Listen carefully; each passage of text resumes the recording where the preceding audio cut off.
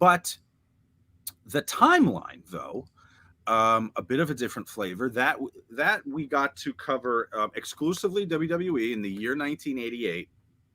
Jim's drink of choice, I actually remember this, was vodka and Coke. Right into the Coca-Cola bottle. I think it was off camera. It's not like the Honky. Everyone likes to talk about the You Shoot #1, where Honky's Gatorade gimmick. The Seagram's extra smooth right into the Gatorade gimmick. At a certain point as you drink it and you continue to add to it, the percentages of Gatorade to extra smooth vodka or Coca-Cola to vodka begins to change, of course, right? Because you're filling it with the booze. So for my choice, I would pick the timeline if I had to sit and watch one now. I like to watch myself thinner and with more hair. It's a bit of a time machine in many ways, but also I love the timeline series. I grew up watching that product, the WWE product, and man, it was to be able to go inside the company in all those years and be taken behind the curtain was always a joy for me. Whenever I got to host a timeline from the 80s or even some of the 90s ones also, it was a treat. Love to maybe I'll rewatch that one on the 4th of July. The 4th of July, so Monday. Yes. So over here, guys, that's called Independence Day. Now I do have a fair amount of British blood, so I call it Traitors Day myself. But the blokes over in the colonies want to kick their heels up once a year. We'll let them do it, and they can do it by watching Jim Duggan on Timeline 1988. We still need to know what we're watching on July 4th. Sean, what do you think it'll be? Well, the timeline had really been pulling ahead. Mm-hmm. I don't know if territory's caught up yet, but you'll tell me and the fans. Timeline wins 59 to 41%. That's a fairly small margin, but Timeline WWE 1988, which I'll own the correction. It was the Royal Rumble 1988. Jim Duggan won the very first Royal Rumble. That's why we gave him that show. Yeah, we always had to choose which guest for which year, and that was why he was high. He had a high profile year in '88, and he started it off right away in January. And you guys, it's the vodka and Coca-Cola. And Sean, thank you so much for coming by. This was an excellent stream. I think we're gonna have an excellent July.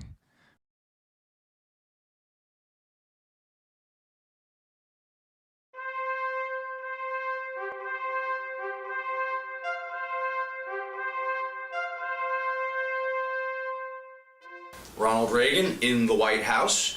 The Washington Redskins and Denver Broncos are headed to Super Bowl 22. Average American household income, $27,225 a year. And my guest was at that time, I would imagine, making considerably more than $27,522 a year as one of the big superstars in the World Wrestling Federation at the time. Jim Duggan, thanks for joining us. Well, thanks, Sean, but straight interview or not, brother, I gotta give it to him, kid. Because if you're going to be a wrestler, be a wrestler. So old Hacksaw's got to give a ho! Give me a ho, Sean. Ho! Kind of warms you up, get you going, kid. Got to work on that ho. I was 5.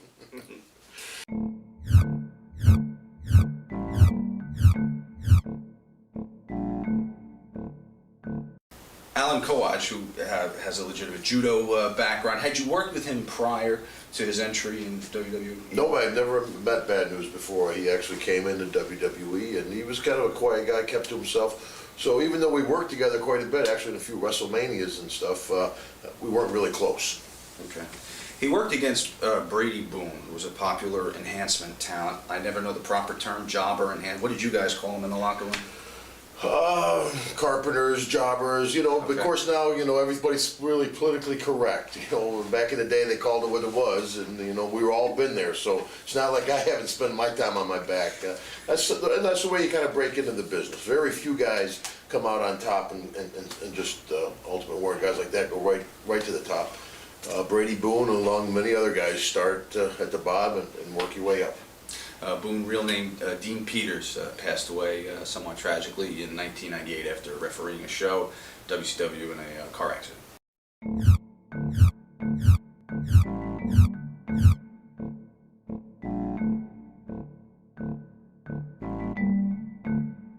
It was like a zoo around there. We had Frankie and of course Matilda, and one of my best friends back in the day, Jake the Snake Roberts, of course, had Damien. So I always used to rib with Bobby and Vince. I said, I'll carry anything long as it doesn't eat or have to go to the bathroom. Because it'd be like 20 below up in Boston on a January night, and you'd see one of the British Bulldogs out there walking Matilda. Take a dump, damn it! So they used to handle the dog even Oh, they carried the backstage? dog with them, yeah, all the time. Of course, the dog would drink beer, and I'm sure he's got a few shots of steroids over the years, and some downers. It was barking too much, It was the 80s, and they kind of abused the dog a little bit, but it was only one dog, where Jake actually went through a couple different snakes over the years. So Damien was many snakes. Oh yeah. One of my, like I said, Jake and I were very good friends, and we were in Detroit one time, and there was another cold winter night, and we went out partying because Detroit had the best clubs. Stay out all night, and I was in Chicago, but the Landing Strip and BT's, 2 strip joints, and there was an old joke about wrestlers and strippers, because strippers are usually wrestling fans, have good drugs, and are bisexual. 3 things the guys were always looking for back in the day, But so Jake and I, we went out, we partied pretty good. We came back to the hotel, we crashed the hotel, and we woke up, and it was like about 4 or 5 inches of snow the next morning. We're like, oh geez. We went, opened the trunk. There's my 2x4. There's Damien, still frozen as stiff as a 2x4. You can pick it up by its tail. He left the snake in the trunk overnight, so he had to call the Vince and tell him that send me another snake, Because, but actually the pythons were quite durable. He went through the cobras for a while when they did deal with Macho Man, and the cobra a bit macho, and the cobras would die very easily. They weren't very durable snakes. Damien would go through a lot of stuff because a lot of guys didn't like Jake, and to get back on Jake, they would pick the bag up and drop it, or put the boots to the snake and stuff. It was a tough life for the snake, actually, because Jake would have been my best man in my wedding, but my dad was my best man. So back in the 80s, Jake and I were very, very tight. And we traveled together around a lot with the snake. Oh, the road stories. You were being tight with Jake in 1988. The road stories. You said 2 inches of snow outside the room or inside the room? No, it was still the 80s. But it's still the 80s. I'll tell you a good story with Jake. We're driving down, and we got Damien. He'd always kept in a bag, Of course, the snake would always push against the bag, always try to get out of the bag. So, of course, we're late for some town, and we're flying down some, southeastern state highway, and I'm driving, and all of a sudden I look at my mirror, and there's Damien's head about that big looking over. And I was used to the snake because I traveled with him a lot, but still, to be flying, Jesus. So I hit the brakes, but I was skidding into this little gas station, and of course all the folks are sitting on the porch, and we bail out of the car, and they're like, Jake Snake Roberts and Hacksaw Duggan. We open the back seat, now we're fighting with Damien. Pull Damien out of the back seat, stuff him back in the bag, throw him in the trunk, and drive off. So this day, the people are like, "What the hell is going on there?" So Jake would travel with the snake. He'd have to feed the snake, I guess, right? Actually, there was a guy named Albert that would he would have snakes that it would rotate. So I don't know if Jake actually fed the snake on the road. Not that I've ever seen. I think he would send him back to Albert. Albert would feed him, send him another snake.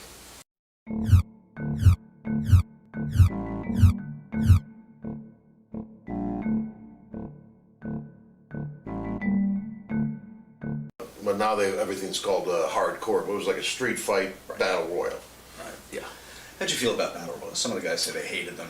I enjoyed battle royals. I had a lot of fun on them. Of course, as things everything was taped, and they kept a better eye. I'll tell you a good battle royal story. It was me, Kurt Hennig, Boss Man and Ultimate Warrior, you know, and the Warrior was kind of, you know, he's a big shot, you know, I'm the Warrior, you know, I sit down before, you got knocked down, punk, but anyway, he wasn't the toughest guy in the world. But anyway, so the Warrior, you know, he's got all these nylon, you know, strings hanging off him, you know, so me and Big Boss Man, I was over 300 pounds, of course, Boss was a big son of a gun, we pushed Warrior in the corner and we're working him over pretty good. And Boss Man throws his Warrior's arm over the rope and he hooks it, you know, so, but Kurt gets on the mat, rolls underneath on the apron, he reaches up and he ties the nylon cord to the top rope of the ring, right? So me and Boss Man, boom, we break loose and Warrior's like, whoa, well, I break it. It's nylon. Couldn't do it. Goes around his arm, now he's in there, oh! Chief J Strongbow comes down with a knife. During the match. Tied up in the battle royal. So Kurt, Boss, and I got a free trip up to Stamford, Connecticut for that one, you know. Got to talk to the big man a little bit. Well, but ribs were happening all the time, man. You can't punish everybody. Ribs were, it was a different business. Now, you know, with this last run with WWE I just had, the kids are much more professional. Everybody's got a laptop, you know, and they don't travel together. Everybody goes their own way. You know, back in the old days, we had 4 or 5 guys jammed in a car. You go to the hotel, just one bed, please. Everybody else would be hiding out in the seat of the car, you know, get the break on the hotel, and we put the mattress pad on the floor. But the guys were much tighter back then. Is it because the money is so much better now that they're all getting their own hotel rooms, their own transportation? Yeah, the money's much better, as it is in, you know, like I said, talking about the average household income. Right. Everything's gone up. NFL players' money's gone up. But back in the day, like you said, wrestlers, we were making more money than most folks working hard.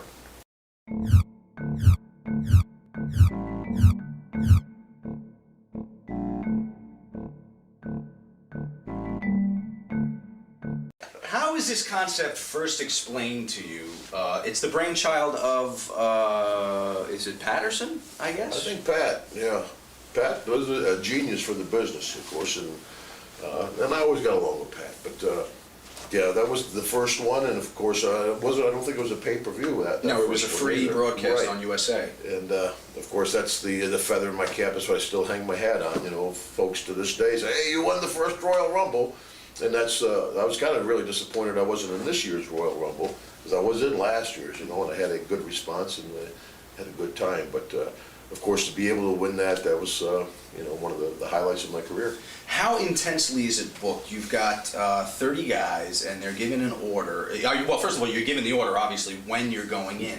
Are you given the order when you're going out, and after how long, or is that something you guys are working out on? No, everything, you know, nowadays, even your verbiage is scripted, of course. But back then, back then, everything, not your verbiage, of course.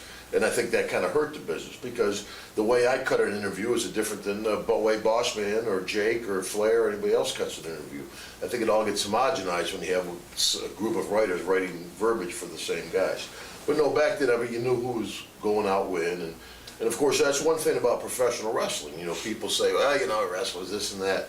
I mean, you sit in and going over a match and going over an involved finish with a lot of things going on, it's quite an art form for guys to pull that off. I mean, you see, we just had Freddie Prinze Jr., I believe, was a WWE producer for a while. I mean, and I talked with him, he's like, I can't believe you guys, you know, you show up at 2 o'clock, boom, boom, boom, and you do it. You know, it says a lot about the guys in the ring. The first Royal Rumble match that ever happened was actually not televised. It was in St. Louis, Missouri on October 4th. I suppose that's kind of a practice run. Were you in that one too? I really don't remember that. Okay. I'll tell you the truth. All right.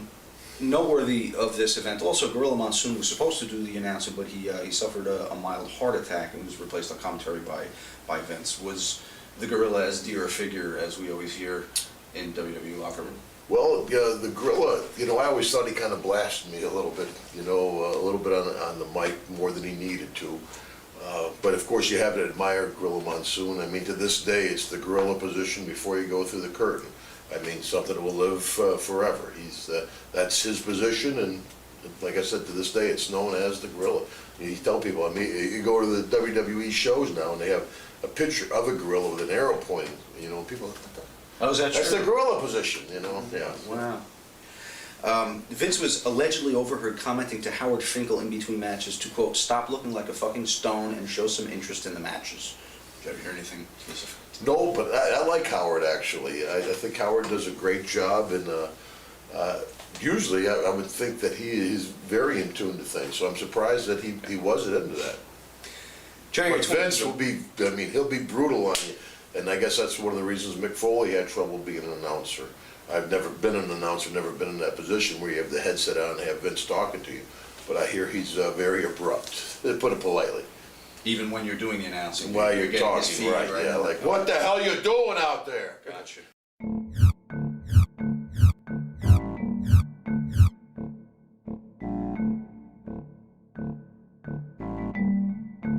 I've got along good with Harley. Harley was a hard-nosed guy, and I had met Harley back in the territory days before he came up to WWE. So I knew who Harley was, and of course, you know, he was famous for carrying guns all the time, and he was a hard-nosed, tough man, and I respect Harley Race.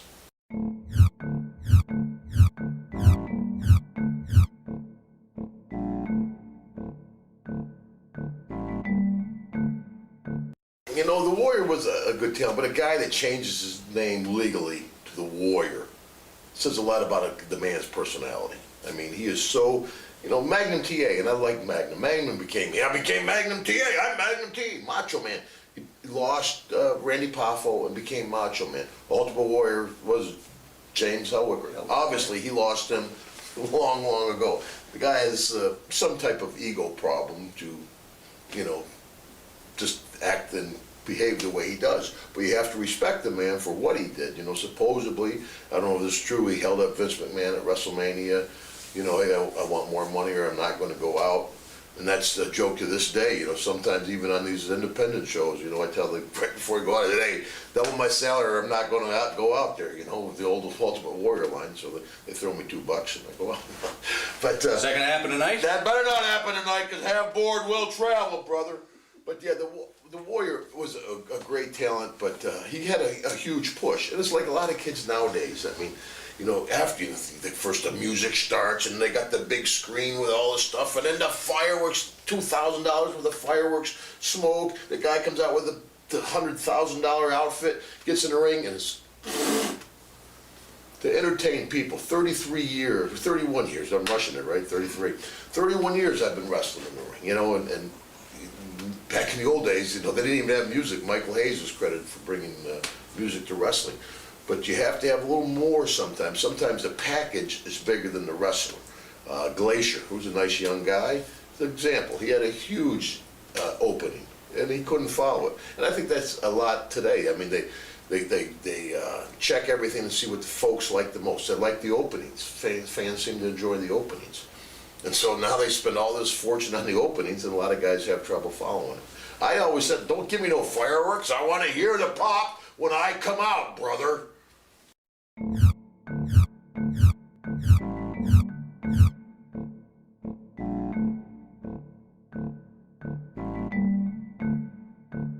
Billington was a bit to handle, wasn't he?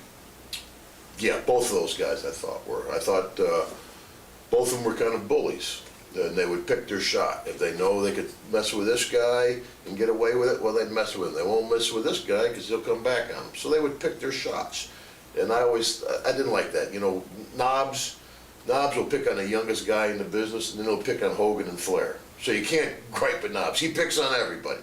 But guys like that would, you know, prey on the weak, I never liked that. And of course, they were successful too. I mean, the Bulldogs were a great team. And I don't know if they said it was stress related.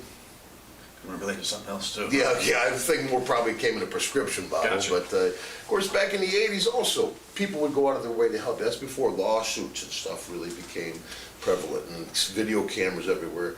Where a police officer, you have a little trouble in a club, a cop come, you know, get out of here, Hacksaw, get out of here. You know, a lot of times people go out of their way to help you, and then all of a sudden the tide changed right around '87, where, you know, people started going out of their way to protect themselves and hurt you, because if they get any publicity out of you, then that seems to help them.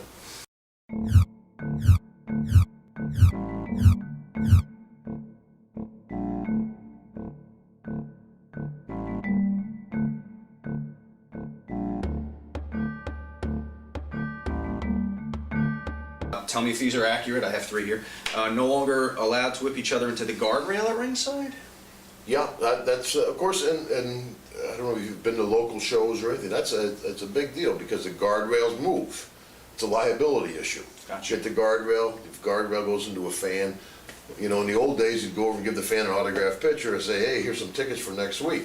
Now it's a $100,000 lawsuit. So Right. yeah, no more guardrails. Also in '88, wrestlers are given a dress code while traveling. Sure. Well, back in '88, '87, in the early days of the WWF, you were working a lot. Nobody was on contract. Very few guys, at least that I know of, that were on contract. You work, you get paid. You don't work, you don't get paid. So sometimes you'd run, you know, 30, 40 guys like Jake and Piper were up close to 100 days straight without a day off. And so if you're 100 days on the road, yeah, you get by with sweats and T-shirts, and you know, the guys started to travel a little raggedy. And I think, and also the company, the WWE, started to have a more corporate image and wanted to represent that and their talent. And the guys, as a dress code in the NFL, the guys had to dress up a little bit.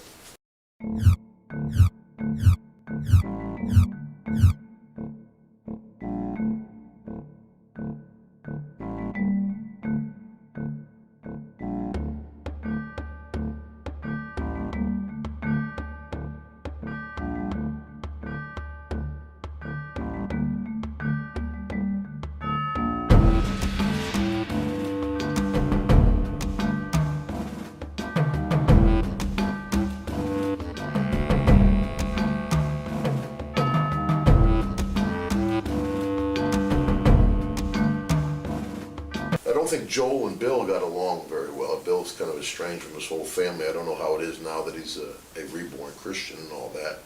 But yeah, I don't think Joel's heart was ever really in wrestling. Really? Okay. I think as Warrior used it as a means to an ends. I mean, he got in it, got his bread, and tried to move on to other stuff. I think Joel kind of used it as a stepping stone, where many guys love the business. I think he was initially hired, correct me if I'm wrong, to bring some of the music video elements that Bill was doing in UWF, putting together music video segments for some of the baby faces and stuff. To the WWF. Yeah, I'm not sure what his position was up there, but I remember him being. Well, it was short-lived, whatever it was. Yes.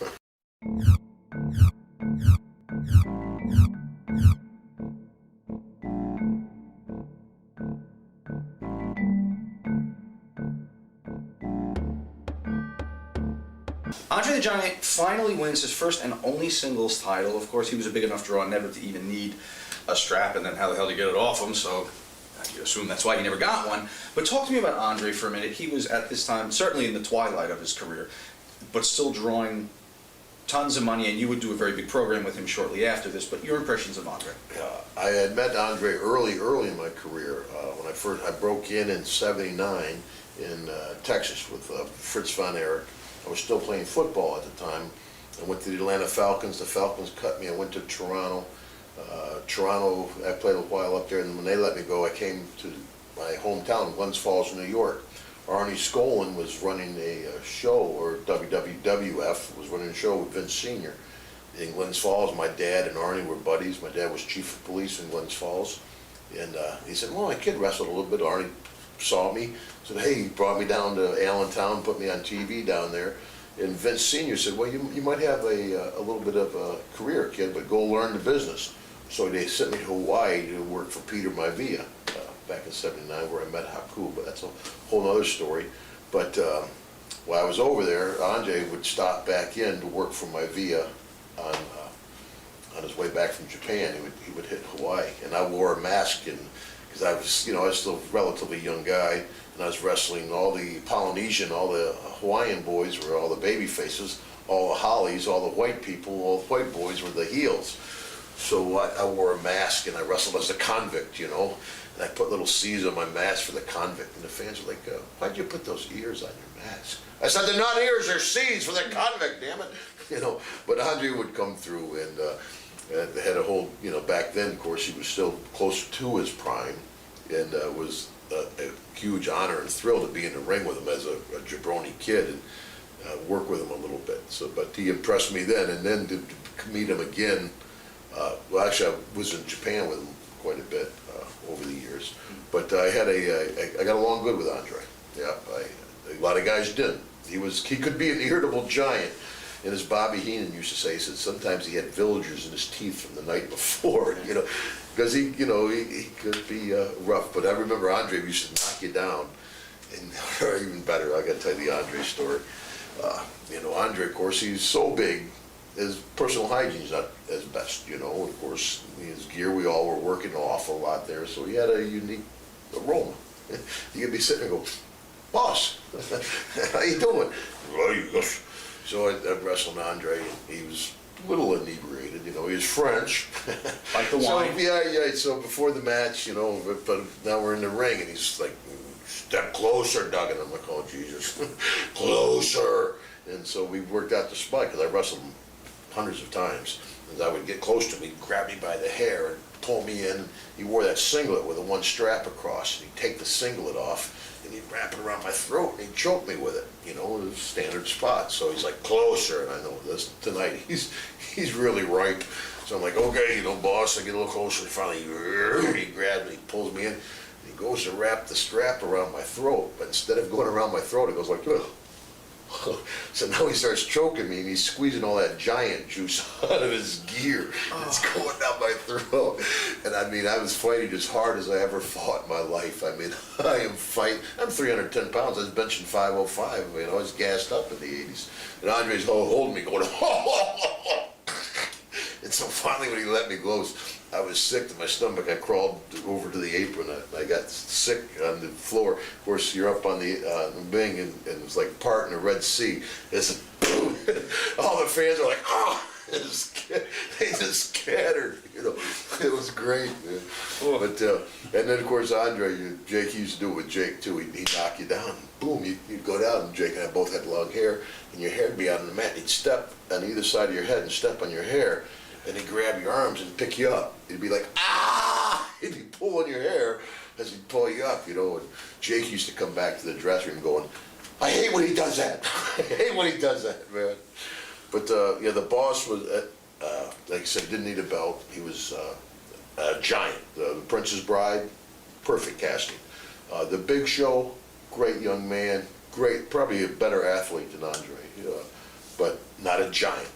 Khali, not the giant. The big, impressive men. But I think there was only one Andre the Giant. Very nice tribute. On that same show, the evil twin referee angle happens with the two Hebners. Okay, yeah. They were both working for the company for how long at that point? How did they keep it hidden so that they never, I don't think they ever appeared on camera at the same time. Nobody, it was a shock to me. I was a mark at the time. Well, I know they would still am, I guess. Well, and I got to tell you that's a term that I think now the fans that are smart to the business, where computers and the internet have helped a whole lot of businesses. I really think it hurt professional wrestling. It kind of pulled the curtain back.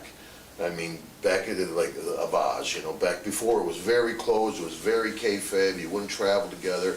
Now everybody in the world gives you the loose handshake and give you the kayfabe deal. And the smart mark deal. I never considered fans mark. Maybe in the beginning, before I realized it. Mm-hmm. They're not. In the old days, they may have been marks. As the marks connotate, we want to take something away from you. We want to fool you, and we're going to take. You're a mark, and we're going to get your money from you. No, you're a fan. You come to the show. We give you our performance, and you see the show. Now it's almost become a term of endearment to say, "Yeah, I'm a mark for that guy." There's no negative. Yeah, well, no, right. To Well, it, so much terminology having heat with somebody. I mean, from wrestling terminologies now is mainstay in the society. Thus, Heatwear, which you can get at heat-wear.com, our apparel line, which we launched. Way to this week. segue into it. There you go. You did it for me, brother.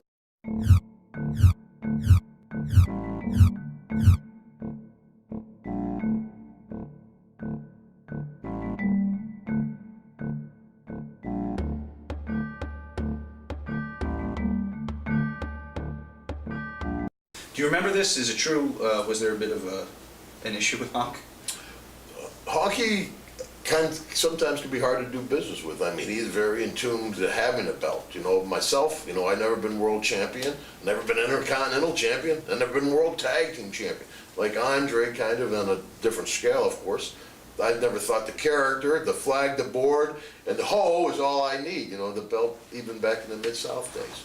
But Honky and Terry Tail and a lot of other guys like to have the gold. Supposedly they would wear it sometimes at night in the hotel room, you know, entertaining, which was something else. But I hear Flair often wore only the belt. that's what I mean, yes. A lot of times the guys, the champions, they seem to really start to believe, you know, like who's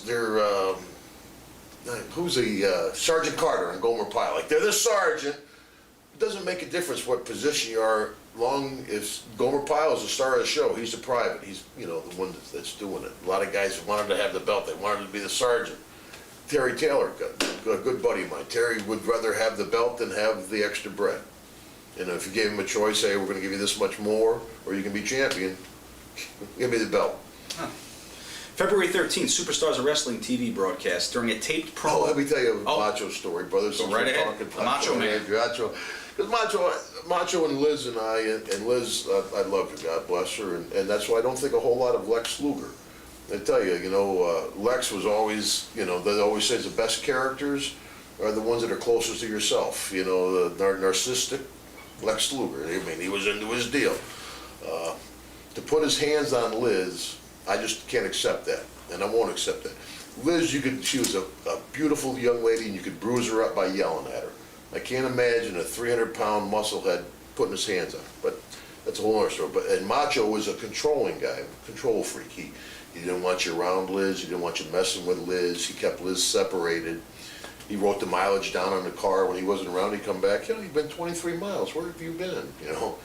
But she attracted to guys like that. But anyway, so we fly over to Europe, and they all landed. Knobs and Sags are there, right? And this guy comes up, and Macho and Liz, do you mind if I take a picture of you? And Macho's like, take a picture, step into it, you know. Get ready to take the picture. Sags walks in front of him, just lets out, you know, Sags fart. You know, it's like, and Macho freaks out. Oh my God! You don't do that in front of my wife. You don't do that in front of Liz. He went crazy.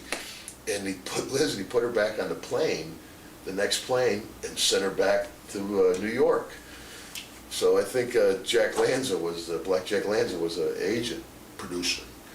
And so Jack calls Vince and says, Macho just sent Liz home. She's on the plane on the way home. Vince sent some of his folks down. Liz gets off the plane, they grab her, they take her, put her on the Concorde, send her back to Europe. So she made 3 trips to Europe in like a day and a half. And supposedly he calls Jerry, Sags, and he goes, Jerry, that's the most expensive gas you've ever passed. Because he fined him for the airfare, supposedly. But yeah, Liz was a nice young lady.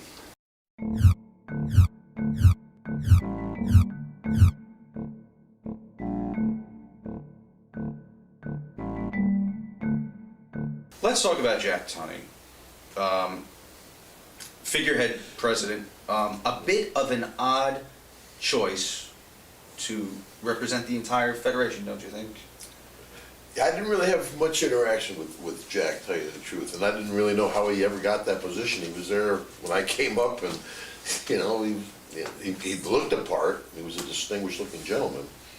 But what I enjoyed, what I think when you think Jack Tunney, Billy Red, you know, Billy Red Lions. Billy Red Lions. I'm up in Canada, and I'm watching the show up there, and he's like at Make Believe Gardens, and the show's at Make Believe Gardens.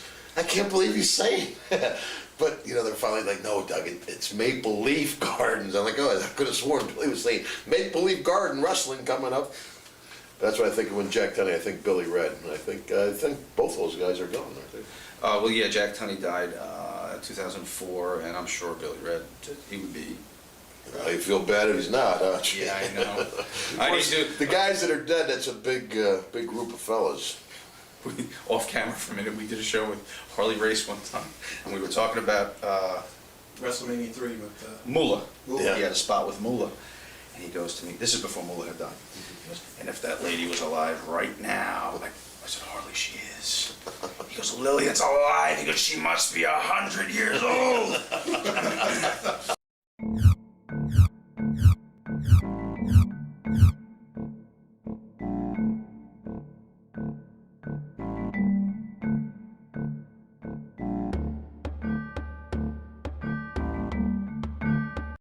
remember these? I remember Mad Dog, and I don't really remember the shows in particular, but I do remember him having to have his leg amputated. But This don't really know. was probably an outgrowth of going head to head with Vern over those cities, probably. That's how he lost his leg? No. You go head to head with Vince, you lose a lot more than your leg. Kidding, brother. I thought there you're going with that. Jerry McDevitt's drafting a letter to me right now for even mentioning it. Do you own your name? Do you own Hacksaw? Yes. Duggan? Thank God. Yeah, a lot of folks come up, they're like, Jim Duggan, is that your real name? I'm like, well, it's not a real catchy stage name. I'd like to come up with something better than Jim Duggan, because everybody mispronounces it Duggan. Right. Which was my whole interview back in the old days, when I first started as Big Jim Duggan. I wore red and black trunks and a gold bathrobe. And Vince Sr. is actually the guy who comes up and he says, kid, he said, get rid of that gold bathrobe and come up with something better than Big Jim, So that's when I went to the Convict. Who came up with Hacksaw? Actually, Buck Roby, Bruiser Brody, and myself when we went to San Antonio, because go through it quick again. Texas, I broke in, WWE, WWE, then Hawaii, came back, still didn't know anything. Went to Georgia Championship Wrestling as Big Jim. That's where I met the Freebirds and one of my best friends in my life, Terry Gordy. And then I went to Pensacola, where I worked for Fuller, which was a whole nother story, because that Pensacola territory was great. We lived on Pensacola Beach. I had a $500 a week guarantee. I was living with a little stripper, so Brody and Robley went from Georgia, they went to San Antonio, and they called me, like, come on out here, Brody needs somebody to work with, and I'm like, well, things are going good here. And then Big Bruiser called me and said, get out here and learn the business. And so I went to San Antonio for Joe Blanchard, and we all sat around and came up with Hacksaw. And the line is, they're like, well, where'd Hacksaw come from? I said, well, back from my football days where I used to cut through the wedge. But actually it was a skull session sitting around with Brody and Buck Robley. What position did you play in football? I was an offensive guard. Were you a West Texas State guy? No, I was Southern Methodist University, the Mustangs, the Harvard of the South. Won the Hula Bowl this year.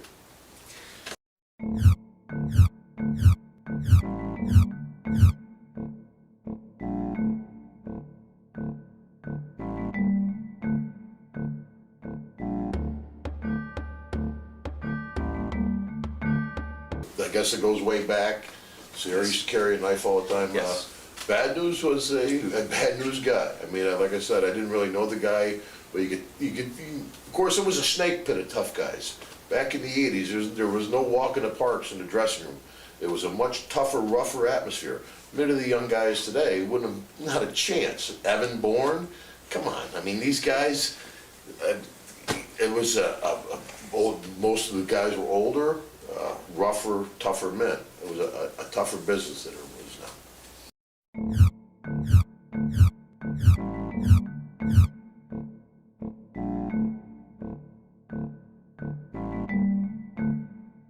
Bruno at this time is not shy about voicing his dislike for Vince and the company. Were you hearing any of this in the locker room? Sure. Yeah, and I can never understand Bruno.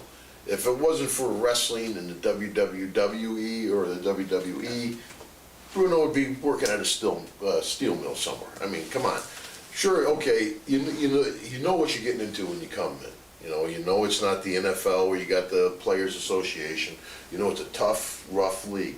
And I did a talk show with a young kid that just got canned by the WWE. He goes, that Vince McMahon, he treats us like pieces of meat. I'm going, son, what do you think you are, kid? You want a friend, go buy a puppy. Welcome to the big leagues. If you don't produce, they flush you down the toilet. You stay as long as you can, and then sooner or later that flushing sound's going to happen. It's a tough, rough business. And for guys like Bruno to be bitter about it, he made more money doing this than he would have anything else. I mean, how can you be bitter about something that, for me, I've been, like I said, 31 years in the business, supported my family, put my kids through school. It's been a great business for me. I invested in a pair of boots and a pair of trunks, and I made a livelihood. It's reported that after Bruno gives his notice, he gets a call from Linda McMahon informing him that they have in fact trademarked Living Legend, and he'd no longer be able to use this. They were very trademark happy. Did they attempt to trademark Hacksaw? Well, I think when you sign a contract, you sign over your deals for a while, but they can only have it while you're on contract. But yeah, they're, you know, as so many guys left the WWE and went to WCW back in the day, Brutus the Barber Beefcake, no more. Big Boss Man, Big Bubba Rogers. They couldn't take their character with them. Because actually, if the WWE comes up with your character, Undertaker is, that's their product, that's their property. Hacksaw Jim Duggan, I was Hacksaw before I came in there. Hulk Hogan, the same thing, Macho Man. So we have control over our game.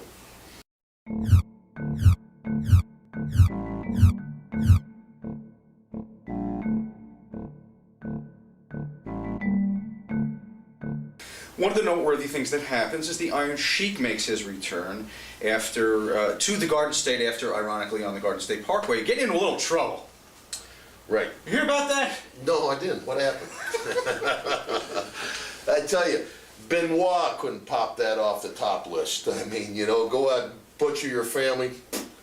Sheik and Duggan on the Garden State Parkway, still up here. They still talk about it. They still talk about that. And you know, and everybody thinks me and the Sheik are good friends. Yeah. We're not. You're not? No, and we never were. The story is I was relatively new to the company. Came up. We flew into Newark. I met the Sheik, you know, every invitation, Sheik, I have no credit card, maybe you give me a ride. I'm like, yeah, I'll give you a ride. What the hell? The Iron Sheik asked me for a ride. I'll give you a ride to Asbury Park. Day that will live in infamy. And so the Sheik bails in with me and we're driving down. He goes, maybe stop and we get some St. Pauli girl beer. Well, I'm not a big beer drinker, obviously, but I said, okay. So we got some, and that's, well, you know, boom, I got a little marijuana. It's the 80s, Bill Clinton smoking pot. I said, so I had like, you know, a quarter bag, 3 or 4 doobies rolled up in the seat. So we smoked the doobie and we put it down. And now we're driving down. He says, maybe have a beer. I'm like, well, nice afternoon, okay, I'll have a beer. So as soon as I'm drinking a beer, we go by a state trooper. He's like, poof. Troopers pulls in. I'm like, you know, I'm from Louisiana. I was living in Louisiana at the time. You know, I have drive-through daiquiri huts in the 80s. You know, it's not like, what am I doing wrong? So they pull me over and they're like, can't drink and drive. And I said, yes, sir. And as he stuck his head in the window, he was like, okay, you out of the car. And I'm like, yes, sir. He says, do you have anything in the car you should know about? So there's a small amount of marijuana under the seat. You know, I'm figuring it's, well, give it to me and get the hell out of here. I'm against the car, you know, feedback is spread. I'm like, wait a minute, officer. Had he recognized you at this point, do you think? I don't think so. Okay. I'm not sure, to tell you the truth. But anyway, boom, now I'm on the side of the Garden State Parkway, feedback and spread, getting frisked, you know. And now the cops are, now there's more come, you know. They realize people are going by, hey, isn't that? But anyway, so they put me in one car, and now they pull the Sheik out, and they go through his stuff, and they put him in another car. So they drive us to the station. So we get there, and now they go through all our bags. I mean, because we have to keep receipts for everything. And, you know, and they're going through all the receipts, and they're going through all the Polaroids of the old lady and stuff. I'm sorry, honey. They're like, what's this? I said, it's upside down. No. So anyway, they went through all my stuff. You know, I had drinking while driving, and I had misdemeanor amount of weed. And but the Sheik, now they go through all Sheik stuff, they didn't find nothing. Until they get into his wallet, they open it, they go through his wallet. He had 3 grams of cocaine in separate containers. So he had a felony cocaine arrest, and I had the misdemeanor arrest. So he had to go in front of a judge, and you know, I sat there at the police station waiting. He came back and got in the car, and they took us back to our car. They didn't even tow the car back then. They left it on the parkway, so we went and they dropped us back off the car. And we're like, we can still make the show. So we drove to Asbury Park and we did the show that night. And so then I called my wife, been together almost 26 years now. Called my wife, I'm like, got arrested, but I don't think nobody knows about it. She calls me the next morning, she goes, everybody knows. It's about 7 in the morning, everybody already knows, man. And she says, you know, your family, all your family's called, the office is called, everybody's like, nobody had cell phones, of course. Yeah. And so my first call to him was my dad. God bless him, the chief of police at that time, still in Glens Falls, and I mean, he got really bombarded. I mean, they really went after him. You know, what about your son? Cocaine, marijuana, drinking beer on the parkway. And so I called my pop, and he's like, did you get arrested for cocaine? I said, no, sir. I said, I had marijuana. He said, well, I knew sooner or later you get arrested for that. You know, you smoked that weed. I said, yes, sir. But from then on, my pop was very supportive, though. He's been great. And my whole family's the one that got the brunt of it, because I went back to Louisiana and became a recluse. But, and then so my next call was to Vince. And I've never gotten through that quick in my life to Vince. You know, usually call Jim Duggan for Vince McMahon. Hold, please. And you listen to about 8 or 10 songs. Ding, ding, ding. So I'm like, Jim Duggan for Vince McMahon. Hold. Jim? I'm like, Vince, and I remember verbatim to what he said to me to the day I die. He goes, Jim, what have you done to us? And I said, Vince, I'm embarrassed and ashamed. You know, whatever you do, I understand. He says, turn in your tickets and go home. Boom, and he hung the phone, because back then we had big packets, month worth of tickets, you know. And I did. I turned in my tickets and I flew home. And my buddy Jake, you know, tried to schmooze it over. You know, he's like, Vince, it's okay, you know, don't worry. And Vince had a big promo in Buffalo, I believe, or Niagara Falls, one of the two cities. The next day, where the show was, and he's pounding the podium. He says, Duggan and Sheik will never, ever work for the WWE again. This business is bigger than a six-pack and a blowjob, you know. And so Jake called me, oh, you're screwed. And so for a few weeks, I just moped around in Louisiana. And finally, I said, well, I got to make the move. And I called Dusty down at WCW. And I set a meeting up to fly to Atlanta. And Bruce Pritchard called me and says, you know, don't do nothing drastic. Just lay low for a little while, and we'll try to get you back in. So I laid low for a little while, and they brought me in. And then where I'm in the dressing room, finally I come back. And Hillbilly's a great guy. We love Hillbilly Jim, and Hillbilly and I get along now. We've done a few different projects together. But back then, of course, we butted heads a little bit, because his character and my character were kind of close. And we used to do the primetime show, which was Bobby and Kurt, and me and Hillbilly on either sides of this table with Vince. So we're in the dressing room, and Hillbilly goes, you know, that Vince McMahon, he lied to all of us. He said he never hired Duggan and Sheik, and there's Duggan sitting right over there. I'm like, Hillbilly, can I talk to you in the shower? Shut your mouth, you know, what the... And you know, Hillbilly, that's like boss man, he's dumb like a fox. What? I do something wrong? I'm sorry, did I say something? You know, but a bust that would have killed 99% of the guys' careers, I think. And I've never recovered it professionally. I think that I've never recovered from that arrest, even though I've had a successful career. But like I said, I've never been and I was on the fast track then, you know, WrestleMania 3, the big one, 93,000 people. I came down with a 2x4, I was whacking everybody with a 2x4, Nikolai and the Sheik. And then, you know, Nikolai was singing the national anthem. And I tell the young guys, Crime Time, and those kids, I come down, I said, I used to come down and I cut the microphone wire while I was singing the national anthem. They're like, microphone wire? And I'm like, okay, wise guys. Of course, I got to tell a Crime Time story. And they always bust my chops. They're like, Hacksaw, every time you go out there, the crowd goes crazy. You get a great pop. Like, they're like, oh my God, Hacksaw Duggan, I thought he was dead, you know? So my comeback is like, you kids are still here? I thought your 15 minutes were up, boys. Now, Vince McMahon gets news of the bust. Yeah, of course, Vince McMahon, who's never touched a joint in his life, clearly. Nobody can throw stones. Never touched anything in his life. He gives you that disapproving phone call. You think he was angrier that you got caught, or that you got caught together? Together. Without a question. Probably had less to do than a little bit of weed than it did with exposing business. Back then, yeah. Nowadays, you know, but back then it was still kind of kayfabe a little bit. And of course, in New York Daily News, we didn't make the front cover. We made the back cover, though. Sports cover. There's a big picture of the Sheik and me. It said, boozing bozos. And it was, you know, coke, marijuana, beer, down the garden. It was totally taken out of context and proportion. And of course, they never specified, you know, misdemeanor arrest, felony arrest. We were always painted with the same brush. But to this day, you know, I don't blame the Sheik, and I don't know if the Sheik blames me or not. Even though we've seen each other many times, we never really discussed it directly. But we were both over 21, and we made our own beds, and we got to lie in it. All right.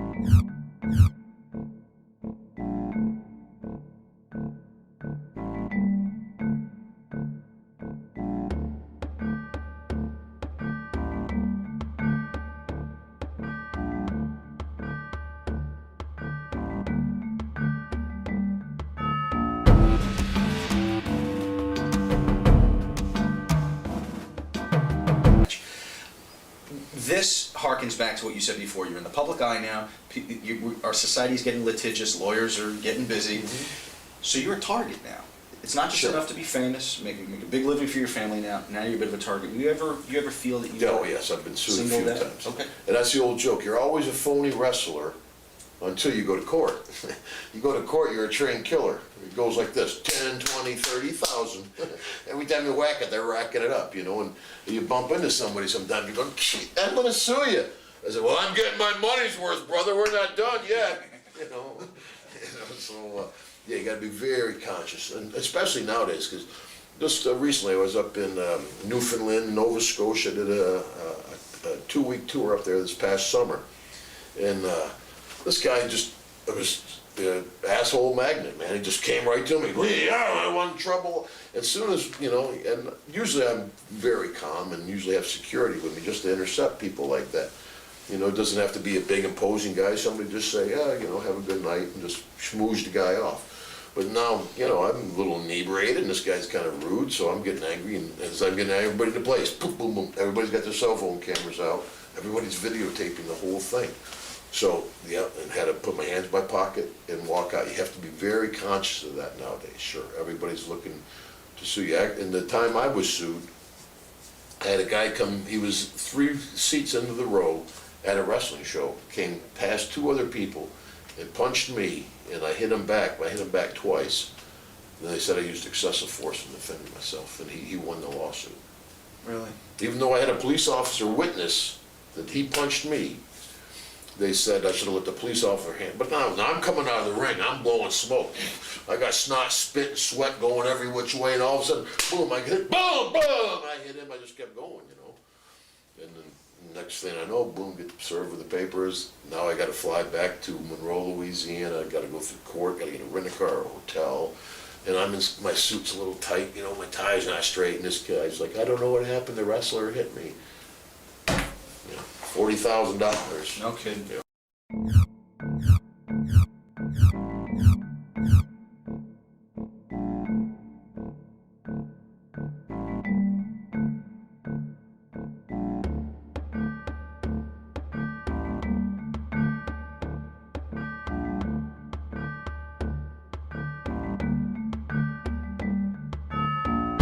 Now, Mark Young is actually Mark Scarpa, Chief Jay's son. Is this the best they could do with Chief Jay's son? An enhancement match worked, what, 3 times, did I hear? Well, never blossomed after that neither. I mean, at least they gave him the opportunity. You know, you can't say Big Jim Duggan's going to turn into Hacksaw, or whoever the Blade Runners were turning into Sting in Ultimate Warrior. They gave this kid a chance as, what was his name? Mark Young. Mark Young, they gave him a shot. That's all you can ask for is a shot, man. I mean, even though it's not like amateur wrestling where you say you want to wrestle this guy, you wrestle. If you win, he wins. You're on the team. He's not. It's a little more, you know, objective. I think you do a good job. But if you go out there and you get the people standing up, you get the people standing up. Talk to me about Chief Jay as a road agent. I like Chief Jay. Yeah, I did. I mean, you know, he could be kind of brutal, and of course, compared to George Steele, you know, George would critique your interviews, and he'd be like, you know, you do this on your interview, and you're like, mine. I mean, he's going to tell me how to critique an interview, you know. But the chief, the agents back then, which were agents, I mean, they were almost kind of, which is a very tough job. I wouldn't want, you know, Arn Anderson and those guys' job nowadays. It's a hard job. You're one of the first ones at the arena, you're one of the last ones to leave. Yeah. Anything goes wrong, they call you. Yeah, it's a tough job, but the chief I got along with. We did a very interesting show with Rene Goulet, who chronicled the life of the road agent. Not always a fun job. Yeah, well, I'll tell you Rene's story. What was his nickname? Sarge? Was he the Sarge? Or? Yeah, Sergeant Goulet, yeah. Yeah, Sarge, we're all over in Europe, and boss man Kurt.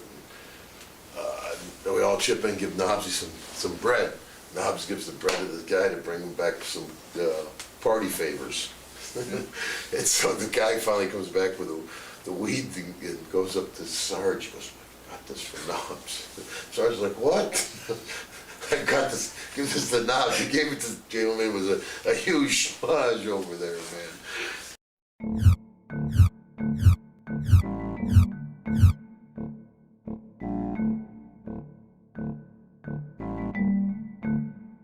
This is a time now where WWE is trying to put away the blade a little bit, and you got bloodied up. Maybe it was a hard way. Was it your mouth? Oh yeah, I'll tell you know what you're talking about, right? The which elevated me from a mid-card guy actually to a main event guy, where Andre was out there and he says, "I challenge anyone," you know. And you're like, if there's a giant, I wrestle him. Big Show, colleague, you know, Yokozuna, Andre, you know, Big John Studd. Come here, Hacksaw, go get him, you know. They feed me to these guys, right? So they're like, Andre, yeah, they're Duggan, come on, Andre's out there. So I run down, you know, I got my 2x4 and Andre's looking at me and I got my chin on his belly like, I'm not afraid of you, I challenge you. So Andre's like, ugh. And he went to grab me and when he did, his thumb hit my lip. And just, I still got the scar on my lip where he just almost tore my upper lip off. But it worked out great now because now I'm just gushing blood and he's got me by the throat. He's choking me down. He's choking me down. Now I'm down on both knees. He's towering over me and I'm just covered in blood. And as I'm down there, I'm like, find a 2x4. Boom! I hit the boss with the 2x4. He goes down like a giant redwood. Never been knocked out in his career, right? Boom! He goes down. We go off camera. I'm standing over him, covered in blood. Oh! Yeah, elevated me from a mid-card guy to a main event guy. Did you get any heat with the office because of the blood? I mean, No, I mean, it wasn't my fault. No, they did. Yeah, that was just a hard way.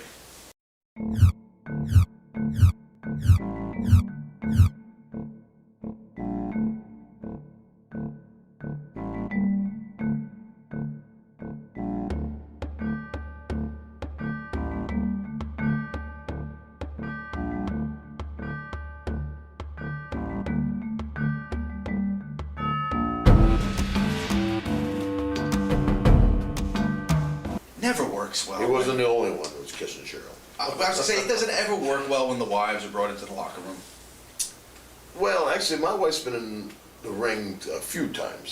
In angles? In kind of, well, Goldberg got me at WCW after my kidney cancer, and he worked me over, and I had the juice going, and my wife came down. Okay. When Yokozuna broke my ribs with WWE, they did a little deal with her, you know, crying. She's been on camera a few times, but not really to the extent that, and actually she beat Sensational Sherry when Sherry was a women's champion, my wife.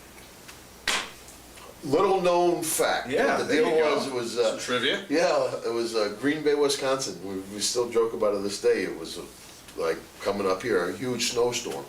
So Velvet McIntyre was supposed to wrestle Sherry. Velvet didn't make it. A third of the card didn't make it. So Jack Lanza was the ref or the agent.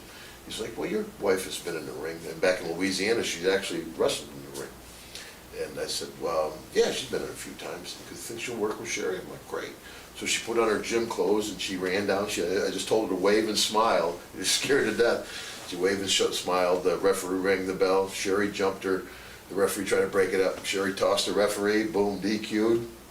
Never beat her. You know, got a payday too. I was gonna say, that was the deal about Macho. Great way. You travel with your wife, double payday, double bonus. That's true. But now Cheryl, go ahead, take that one. Cheryl, yeah, I like Cheryl. Like I said, Jake, that's when Jake and I were tight. Actually, Jake and Cheryl both were at our wedding, and we got married in South Carolina. But Jake has been, I don't know, 4 or 5 times. Jake's a high maintenance kind of guy on the relationship, which a lot of wrestlers are. You know, wrestlers, they're always the ones that have the one-night stand. Okay, you're on the road, you're in Portland, Boston, Miami, wherever. There's all kinds of girls, all kinds of drugs, all kinds of booze, whatever you want. So yeah, the guys would have the one-night stands. But the wife's the one that would have the affair. She's in the same town. She knows this guy. She knows the guy at the gas station. She knows the guys at the grocery store. They're the ones that would fall in love because their husband's out running around. So it's a high divorce rate, high drug rate, alcoholism rate, suicide rate. A tough business. But a lot of people put the heat on the business. Three of my best friends ever in the business. The only 3 guys that I've ever lived with in 31 years in the business I lived with. All 3 are dead. Gorgeous Gino Hernandez, Terry Gordy, and just recently, God bless him, Steve Dr. Death Williams. And I'm a cancer survivor. But I'm not going to put any of that heat on the business. It was all our personal choices. And I think it would have happened if we were loading trucks or working wherever.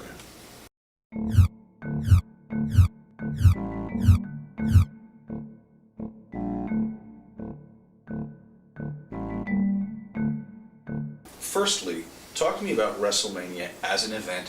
What are your obligations to the company leading up to the event? I know there's a big to-do the day before where you're meeting fans, so you're in Atlantic City for a period of time, and you're doing what?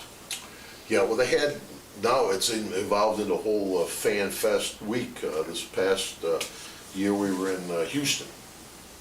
Whole week-long event. It was me and Sergeant Slaughter doing a lot of events together. Autograph sessions, question and answers, interviews, stuff like that. But I think the NFL kind of took it from us, where they just make it a whole deal. They have the WrestleMania, the Road to WrestleMania show. Just great marketing. And hopefully at last year's WrestleMania, they bring a lot of the old timers in, and it gives us another payday and another chance to be around the show, because it is the big time. I mean, no matter what, the WWE, even now so more than back in the day. That's why I was lucky to have this second run. I've lived every old timer's dream. I had my run in the 80s and early 90s and whatever, and then I did the Indies and went overseas a lot, and all of a sudden, boom, I got a chance to come back. But this time I got a chance to come back and enjoy it.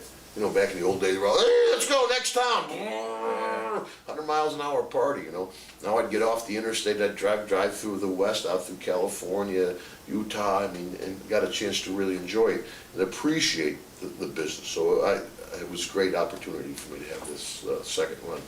With WrestleMania, is it a payday for each of these appearances that you're doing leading up? Well, to I think they just WrestleMania? glom it all together. They Johnny Ace or John Laurinaitis now. You gotta, how many appearances did you do? And it's such a huge deal. It's amazing, and it's that's why Wade Boggs, a baseball player, is a good friend of mine.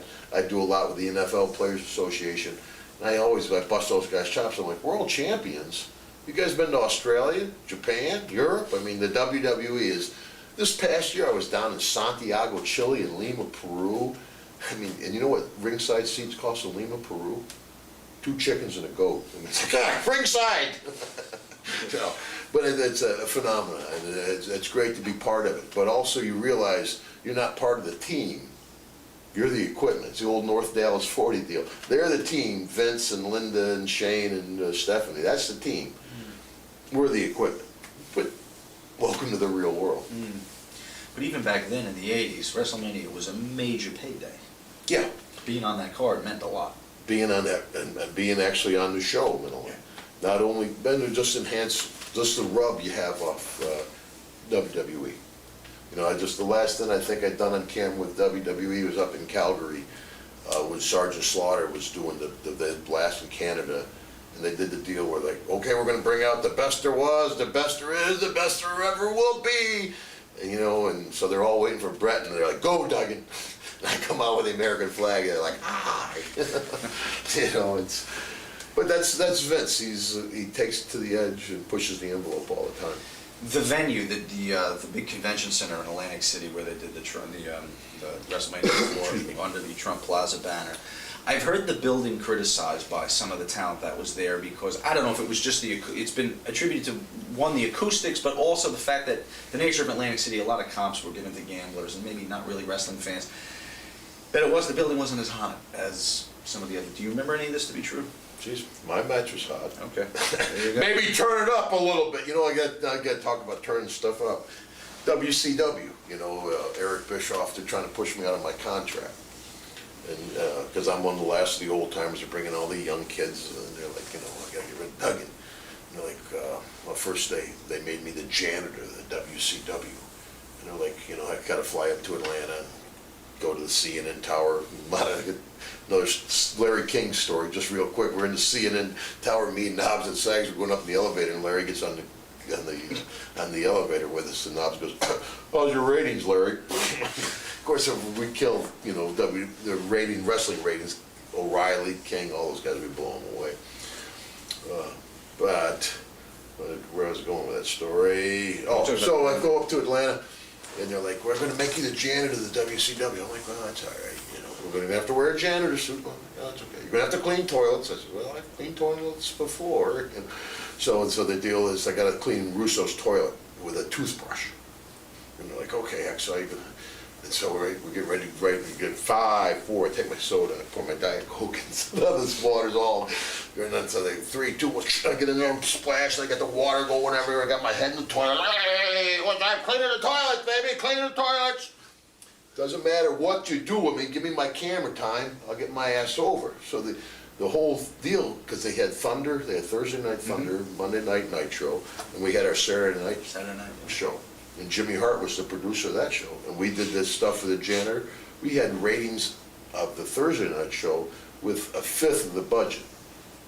And so the janitor deal was working.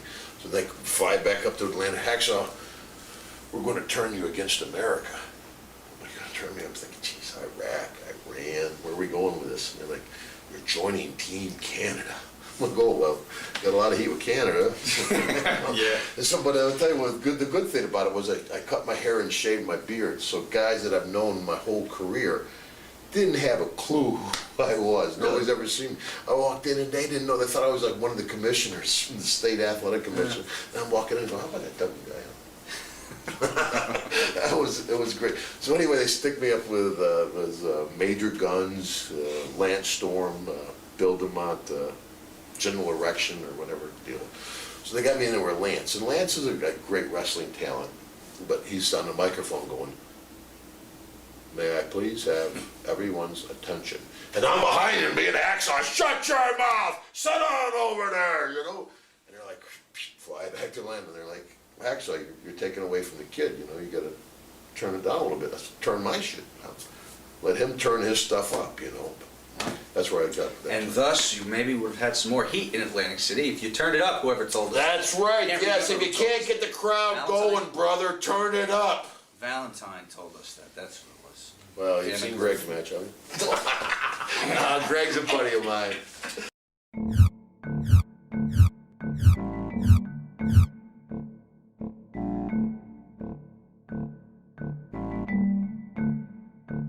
How involved did you have to be with the magazine, with the WWF magazine? Were you? Not very much, no. And even nowadays, I don't think you're involved at all. I mean, that's a whole different category, a whole different office type deal. And they come and they pick your brain or get whatever they want from you and they go back to their deal.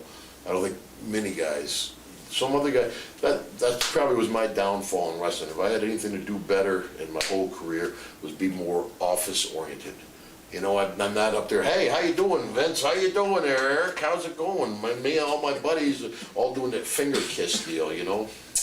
Razor and those guys. What is a finger kiss anyway? You know, the only fingers we give back in the 80s, but that's what... Gotcha.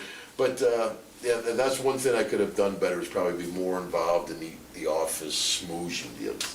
That never was my deal. Crockett runs against WrestleMania offering a free Clash of the Champions on cable. Were you guys aware, were you taking the competition seriously? WWE was at the top of its game.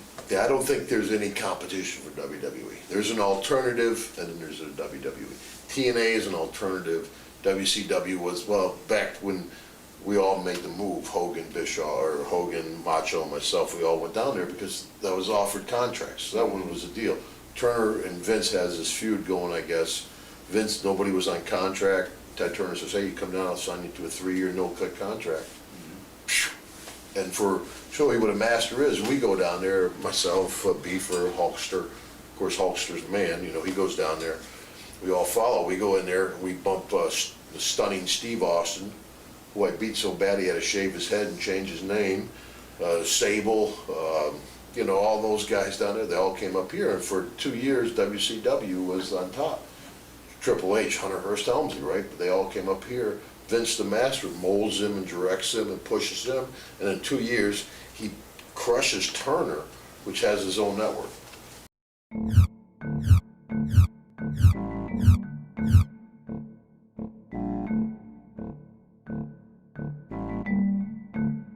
What interaction do you have with these celebrities? Not too much.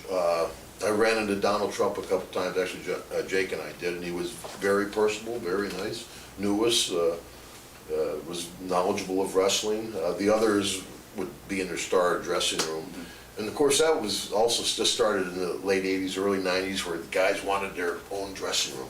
I gotta have a star, I want my dressing room over there, mine over there. Which I always thought was kind of a penalty. You know, you'd be a big shot, you'd be sitting in your dressing room like this. The rest we'd all be there playing cards, laughing, joking, we'd all be in one dressing room. I never understood, but that's the whole Ultimate Warrior ego type deal. Were the celebrities respectful of your jobs? Yeah, usually I think. And that's one thing that's like Orlando and Disney World. If you have kids, sooner or later you're going to come to a WWE event. So you meet movie stars, you meet politicians, you meet athletes. I mean, you meet all kinds of folks. And the only serious trouble I had was at this past WrestleMania. We're at the hotel, and the night before Saturday night show, Sunday, and you know, all us old timers are down in the lobby having a good time, and I went upstairs to check on my daughters, and as I left them, I'm got my glasses off, I got a couple of cocktails in me. It's about 2 o'clock in the morning. I'm walking down the hallway, and I see 3 guys walking towards me. So I figure, well, the top few floors of the hotel are all secure, so there's got to be WWE people, So I'm walking, so I move over to the right, and 2 other guys move over to the right, but the one guy kind of bows up, and he's walking by me, And I brush by him. As we brush by, I go, "You got enough room there, buddy?" And he spins around, he goes, "What you say to me?" I turn around, I said, "You got enough room there, you asshole. You don't talk to me that way." So I'm trying to focus. It's Mickey Rourke, And so I'm trying to focus in on the guy. I'm like, I don't know. So he's spitting mad, so I do my standard line with short guys. I go, "Well, stand up when you're talking to me." "Why, yo, son?" And the other 2 guys was Shamrock's brother and another Ultimate Fighter kid he brought with him in case he had trouble, right? And they were very cool. They're like, "Come on, Hacksaw, come on, Mickey, knock it off. We don't need no trouble in the hallway and stuff." So I went back downstairs. So we have the WrestleMania, they have the show, and of course we have a big after party, and Kid Rock was there. And Kid was great, played the bongos, took pictures of my wife and kids, was very personable. And Steve Lombardi comes up to me, and he goes, "Hacksaw," he says, "go over there, smoosh stuff over with Mickey from last night, So, well, if I get over there, I'll say something to him.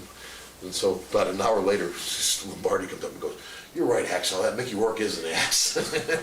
he did have kind of a bad attitude. But usually, Shaquille O'Neal, like I said, if they have kids, Michael Douglas, they're going to come to the wrestling. And a majority of them are respectful of the business, because I think people in entertainment appreciate what we do. Yeah. Good, that's good to hear. Lombardi's been there a long time, hasn't he, boy? Lombardi's been there a long time. Any He's a survivor. theories on that? Any theories on that? He works hard. Good. Fresh from Connecticut. Make it known. Well, back in the day, that was much more prevalent, the whole bisexual gay deal in wrestling. And of course, it's common knowledge, the number 2 man in the WWE forever, Pat Patterson, was married to Louie, and they lived as husband and wife. Mm-hmm. And, that's showbiz. That's but nobody ever hit on me. I don't understand, I've got feelings too. Billy Jack took a finger in the ass in the shower, apparently. Geez, did he get the belt? Should have took more than the finger. That's still young. No, it's over for Billy. Well, Billy was another one of those guys on the edge. Yes.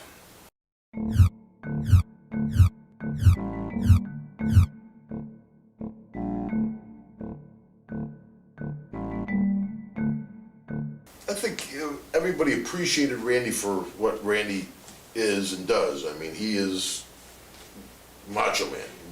He has nothing to do with powerful. He is Macho Man. So you got to kind of, I don't know if you respect that or not, but I mean, you knew he was 100% going in that direction. Mm-hmm. I always got along with Randy. I got along good with him. Until towards the end, after Spider-Man, I saw him in Philadelphia. I'm going to Atlantic City. I'm waiting for my bags to come off the carousel at Philly Airport. And I look, and I'm like, here comes Macho down the elevator. I'm like, it was not that long ago, just recently after Spider. I'm like, "Hey, Macho brother, hey, how you doing?" He goes, well, hello, Jim. I'm like, well, hello, Randy. You know, stand up again, you know, short guy, you know. Not as warm as he could have been to you. No, it's considering the past. You know, there's something about wrestling, which I was reading in the USA Today, happens with movie stars a lot. You spend a certain length of time with guys or women or co-workers that you spend a lot of time with for a short period of time and become close and then go separate ways to different territories and never see each other. A good story, my three best friends, two of them, Terry Gordy and Steve Williams, were tag team champions in Japan and had a great career in Japan. Doc and I lived together in Louisiana. Gordy and I lived together in Georgia. We were all best friends, but the three of us were never together at the same time. Yeah, in all those years.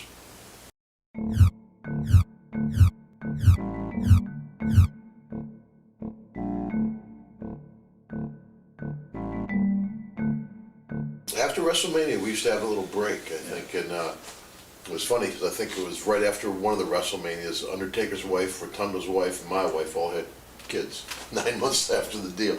Oh, that's funny. It was actually, you know, that's my wife and I. Like I said, we've been together for almost 26 years now, and we put off having children until later on because I was working so much. And finally, when she said you know, time to have kids, she's 10 years younger than me. I said, well, you know, we got to start trying to have kids. And we went through, I was on the road all the time. And so she got, when we finally got together, we didn't try forever. You know, I told her, I said, don't worry, it'll be like having a pizza. When time's right, boom, boom, we'll have a kid. Nothing happened. 3 months, 6 months, 9 months. I'm like, oh my gosh. And so she, that's the old joke. She'd call me. She goes, the time's right. The temperature's perfect. Everything's perfect. I'm like, that's great, honey. I'm in Indianapolis, Find somebody who looks a little bit like me anyway. You did Europe, usually after WrestleMania too. Also, I mean, not WrestleMania, also, you usually do a foreign tour? Yeah, we did. Well, that was SummerSlam, I'm trying to think. But we did go, I don't think it was after every WrestleMania. Okay, where were you here? Okay, 88, you were in Italy and Switzerland. How about that? I didn't go to Switzerland. Didn't go to Switzerland. You went to Italy? I went to Italy, yeah. In Halatasardi. There you go. Let me see, 20 wrestlers on a transcontinental flight. I'm sure it's very quiet. Yeah. Nobody gets out of line. A lot happens on the flights, especially and back in the day, everybody would take sleeping pills. Drugs were prevalent because you were working an awful lot. Downers, uppers, you need some, some sleeping pills. But I'm not, this trip in particular, I don't remember, but many I do. Just recently, well, not recently, but recently than this, we're flying over to Europe and Flair gets on the plane. We're all in first class or business class. And he's like, I got a big day tomorrow. He stands up in front of everybody, everybody's sitting in the plane. Got a big day, I don't want nobody screwing around. I got to get some sleep on the plane, no ribs, no nothing. So, all right, everybody goes to sleep. So everybody takes wake up in Europe. I'm like, geez, half my eyebrows gone. Flair wakes up, half his eyebrows gone. Everybody's waking up, their eyebrows are gone. Knobs goes like this. Look, they got me too. Both of his eyebrows are completely, a woman couldn't shave them. So Knobs, to sell the ribs so much, he clipped everybody, but then he shaved his own completely to take the heat off himself. That's commitment to a rib. Boy. That's commitment to a rib. But we got him back though. We're coming back from the West Coast to the East Coast on a red eye. We're all settled in domestic now, so we're all in first class. We're all getting settled, just ready to sleep. Door just before it closes up. Hey, how you doing? Businessman in the back of the head. Hey, it screws with everybody on the plane, right? Take rainbow stew, as Kurt used to call it. Down he goes. Now the whole plane is like, let's get him. So of course we painted all his fingernails, tied cans to his shoes. Everybody donated their blankets, so they covered him in blankets. And Knobs is a big guy anyway. And then the Steve Kern gets lipstick and puts a big heart on one cheek and writes, I'm a dick on his forehead. So we land in Tampa. And Knobs is still out, so me and Sags got him underneath the arms. We're going through the airport, dragging his shoes. People are looking at him like, I'm a dick on his forehead, right? So we go down the escalator, And Tony, his wife, is a beautiful young lady, and she's all dressed up. This is before they got married, you know. And she's like, "Oh, Brian," she sees the big heart, and then gets closer. "I'm a dick." They have a big pull apart in the airport, man. But Knobs and Tony are another one that's been together for a long time. Like I said, very few. Hogan, Right. Linda gone. I think of Piper, Tito. Very few of us. And that's the deal. That speaking of going back a little bit, Mickey Rourke and the Wrestler movie. Everybody thinks we're all degenerates, we're all living in trailer parks, we're all been through 3 or 4 wives.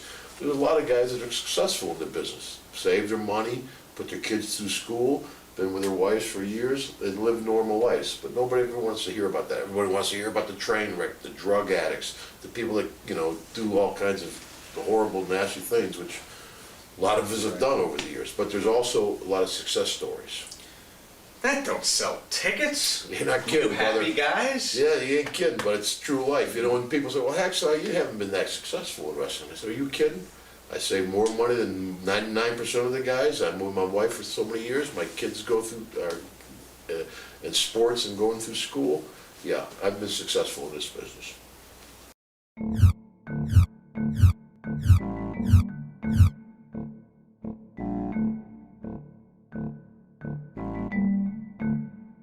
You've made the trip to Baltimore, I guess, more than once for Yeah. 301. Yeah. Why the hell in Baltimore? Who knows why? But that was and Vince just taking everything again in house, and it's a good move on his part. I mean, we go up to the studios. Back then, I think we used to have the face-to-face interviews.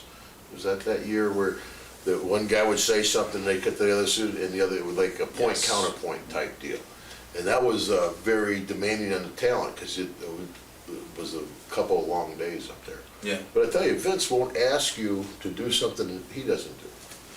He's one of the first guys at the building. He critiques every interview, and he's one of the last guys to leave. Even at this point, when he's got more money than he could ever spend, he's an extremely hands-on guy. You know, I don't look at Vince McMahon as my friend, but I respect Vince McMahon.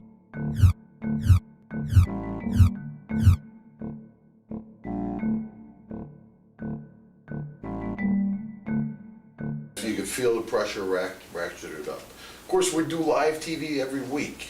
You know, I mean, in the old days, NYPD Blue, they're like, "We're doing a live show." I'm like, big deal, we do it every week, brother.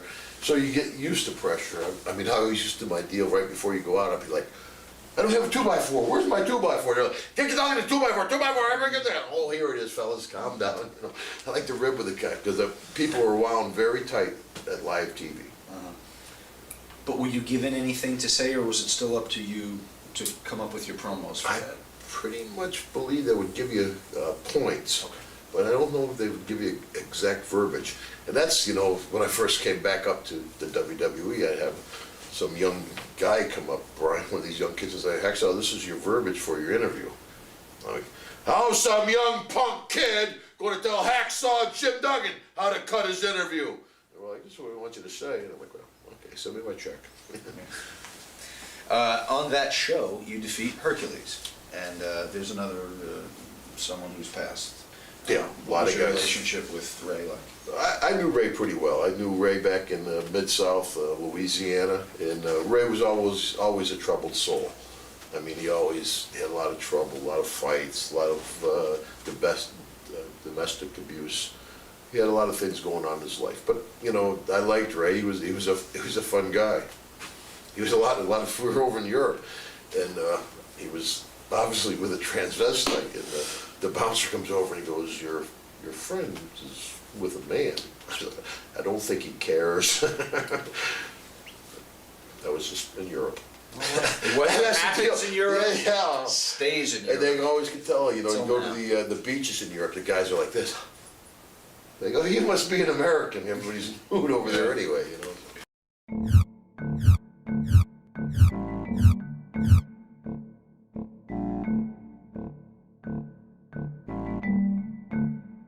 What's the relationship there? Is she hired as a result of some kind of I don't know how she got long-standing hired. relationship with the Yeah, McMahons? I don't know how. I think, you know, Vince has a loyalty to wrestling families. I mean, he appreciates, you know, I mean, putting Bill Watts in the Hall of Fame, stuff like that. I think he just appreciates people in the business and tries to help them out. And, you know, Mike added to the show. She was a beautiful young lady, you know, in the tuxedo deal. I'll tell you a good Mike McGurk story. I was wrestling Earthquake, and Jimmy Hart was his manager, and Mike's the ring announcer. So we're battling wherever out Midwest somewhere. And when I'm in the ring, I throw the 2x4 up as high as I can, and I get out from behind, underneath it, and I catch it like this. And on camera, knock on wood, I've never missed a 2x4 on camera.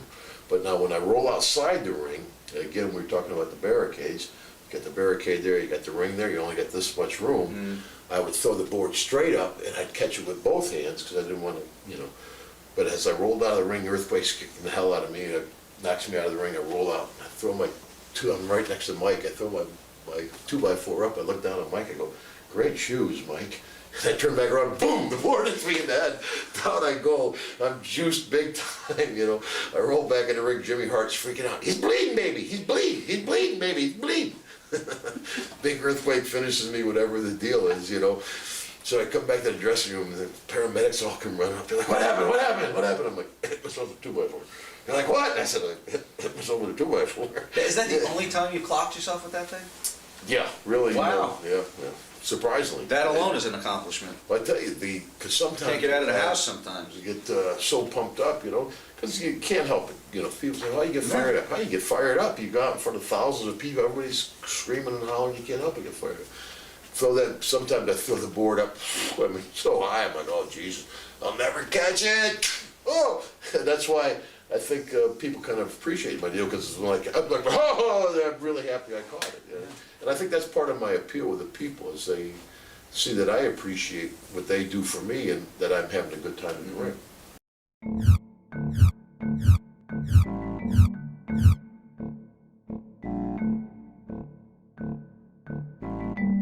Joe LeDuc. Joe LeDuc, Jumpin' Joe, I remember Joe LeDuc. He was a tough man. I met Joe actually down in the Pensacola territory working for Fuller's, and he was a rough man. I believe he was murdered. Was that true? I did not know that. Yeah, I believe he was beat to death up in Montreal. Same people that got Dino Bravo. Oh, were they all involved in that stuff together? Yeah. Joe was here for, I guess, a few months and then gone. What was the story there? Well, I think now as time moves on in the company, it's becoming more and more corporate. I mean, the outlaw days were, you know, the drinking and partying and fighting and all that stuff was kind of going out of style, and they're having a more corporate image, and I don't think Joe really fit into that. That's why I think guys like Big Sid, Sid Vicious, Hogan, Flair, you know, those kind of guys that fit the world champion type look, a lot of blonde hair, nice white teeth, good bodies, and I don't think Joe blended that. The matinee idols, Joe LeDuc, Butcher Vachon, as mentioned before, Mad Dog Vachon. But the last guys you'd want to mess with.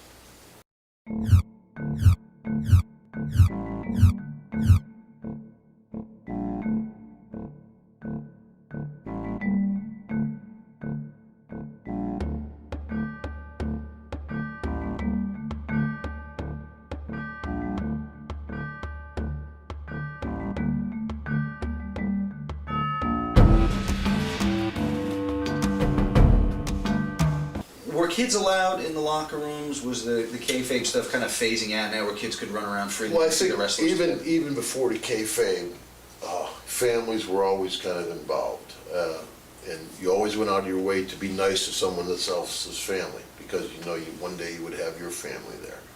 And I think even recently, John Cena, who I really respect and admire. I think he does a very good job. He's a good company spokesman. But also, I brought my sister to the show. Took time to walk up to her, said, introduced himself, thank you for coming, just a gentleman.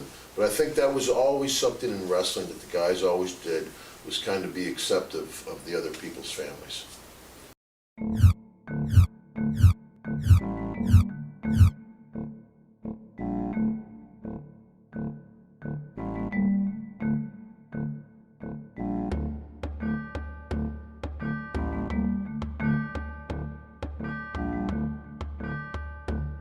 How serious is this taken by anybody in the room? Well, I think everybody kind of just blew it off, to tell you the truth. I mean, it was a good deal on Vince's part, but unless you start testing and fining and suspension, guys are going to do what they're going to do. And steroids were rampant in our business as they were in most major sports. And Zahorian, the Pennsylvania State Athletic Commission doctor, was giving out the steroids. That was my deal. I had to go talk to the FBI in New York City. I had to get a lawyer, go down and be interviewed by the FBI and everything. And my deal was, hey, I'm a naive young guy. This State Athletic Commission doctor told me this would make me bigger and stronger. But This was for Zaharian's trial or for McMahon's trial? I think it was for McMahon's trial. Yeah, and but the steroids were just rampant, and nothing never came of it. I never had to testify in court or nothing. Because like I said, I never was in on the clique, so I wasn't in all the inner workings of stuff. I just do my own deal. You mentioned being gassed up, as you said before. Did you have any negative effects on your body? Well, I'm a cancer survivor. Right, sure. Had kidney cancer, and I believe, and just with the grace of God and early detection, saved my life. Be almost 12 years ago now that I was diagnosed. But yeah, all that crap I put in my body, not just the steroids, but the booze and the drugs and all that, it took an effect. Yeah.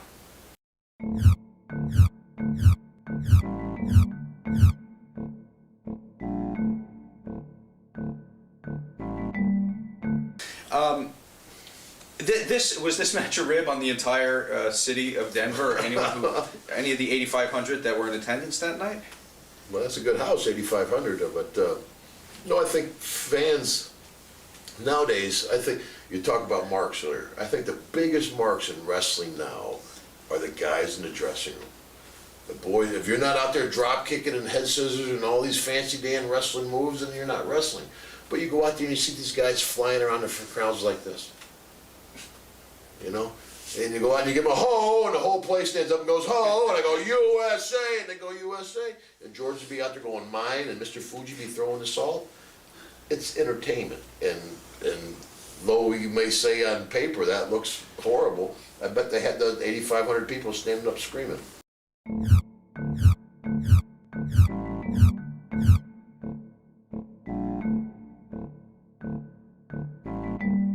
Was there a natural distrust of outside media coming into the locker room? Well, I think everybody, even in today's media, they try to expose wrestling. Jeez, it's sports entertainment. Come on. What kind of exposure do you want? But and then what I love is the local news media. We'll be at Nassau County Coliseum with 20,000 people jammed in that building. They'll be like, well, we're going to cut to the remote at Joe down at the Nassau County Coliseum. We're wrestling. And he's like, hey, we're here at the wrestling show. And then, well, let's cut to women's volleyball. And they got 32 people in the stands. Like it or don't like it, the media should report on our sport or our entertainment business as it is. If a certain part of your population wants to watch that, then report on it. Don't put in always to try to elevate themselves above. Well, I'm not a wrestling fan. But those 20,000 people down there, I never understood that.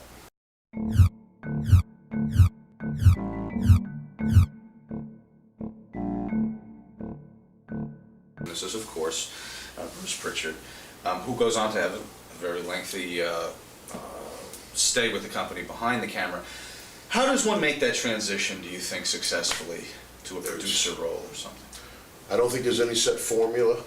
Bruce back for Paul Bosch in Houston wrestling used to go get coffee for me and DiBiase and the boys. And he worked his way through, and it's like, what does it take to be a wrestler? There's no set formula. It doesn't take a certain body type. It doesn't take a certain character type. It just has to be in the right place at the right time and put up with the right kind of BS. And Bruce was successful at it.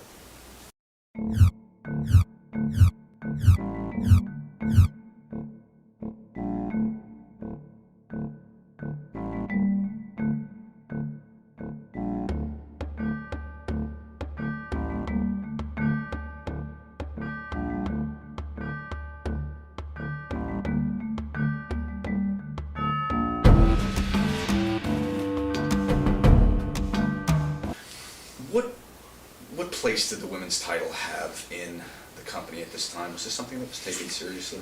Well, I don't think as much as it is now. I think in the day, lady wrestlers were lady wrestlers. Scary Sherry, Velvet McIntyre, Leilani Kai. They were tough women. You wouldn't want to slap one of them because you get a live round back. Now the trend is towards young, beautiful divas. They're all Playboy playmates and stuff. But, you know, who's to argue with success? And that seems to be a big part of the show now. Even though I think even now the pendulum's swinging back to less TNA and obscene gestures and profanity, more family-type entertainment. Probably be a lot better to walk into the wrong shower by accident today than maybe. Yeah, you're not kidding.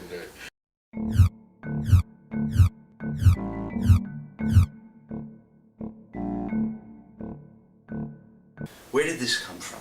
I have no idea. I don't know if it was George's deal or Vince's deal.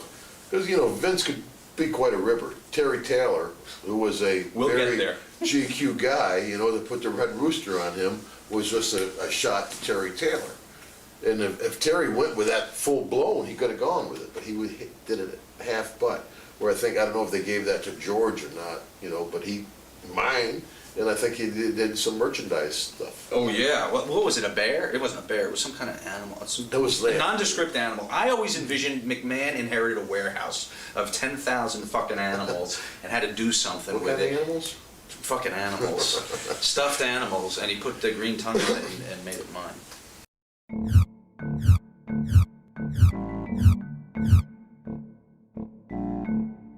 Now, I know you're friends, but a bit of an odd choice. Never one really that was put in the center spotlight much. Was Tag Guy, you know, tag team guy.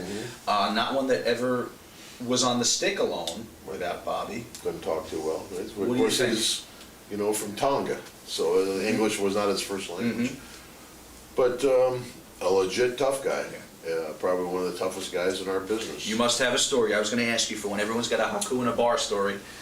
Haku, well, he would attract a lot of guys, you know, that would want to fight, you know, and Haku used to drink whiskey, but Haku actually, I see him, I do a lot of golf tournaments in Florida, and he lives in Orlando now and has a nice life down there.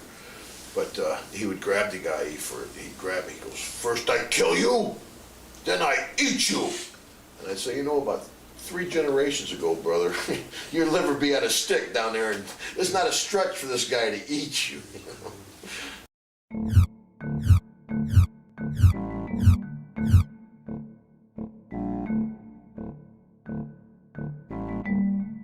It reminded me of all of these old buildings that are now closing and all these historic locations. You're probably in every one of them. It's sad in a way. Yeah, it is, yeah. That's one thing about wrestling. Every city, every size, pretty much in North America, I think I've been to like 32 different countries around the world. You know, Royal Albert Hall in London, Madison Square Garden, the old Philly Spectrum, the old Boston Garden. There's an old joke about the Boston Garden where Ricky the Dragon Steamboat, his iguana, remember he used to carry the iguana, got loose. They say it grew to 6 feet eating rats. The old Boston Garden. Yeah, wrestling, and especially back as a young guy. I'll tell you an old Boston Garden story. When I first started wrestling in Big Jim Duggan, they're like, "Well, you're going to wrestle in Boston Garden?" I'm like, "Oh my gosh, Boston Garden." So I got my 2 friends from my hometown, Glens Falls, my 2 high school buddies, and we drive over to Boston, and after we're going to go to Florida for a little bit of a vacation. So we can't, you know, you can find the garden, but you can't find the back way in. So we're driving around, we're late as can be, we're driving around, finally we get into the back of the garden, and we pull in, we open the trunk, I grab my bag, and I run in, and my friends is Neil McPhillips and John Kelly, 2 Irishmen, right? So Kelly's driving, and they go in, so I run in, and Arnie's Scolin's running the show, he's like, "Hacksaw, come on, get ready, you're on first." I'm like, "Oh my God." I open my bag, and I pull my bag open, so all my Florida stuff, no, my wrestling bag is still in the car. I'm like, "Oh my God." So I run out, I grab the guy, I said, "Will you please page John Kelly?" He says, "We're in Boston, you page John Kelly, we have 200 people come down here, man." But long story short, I ended up finding Kelly and got my gear and was able to wrestle.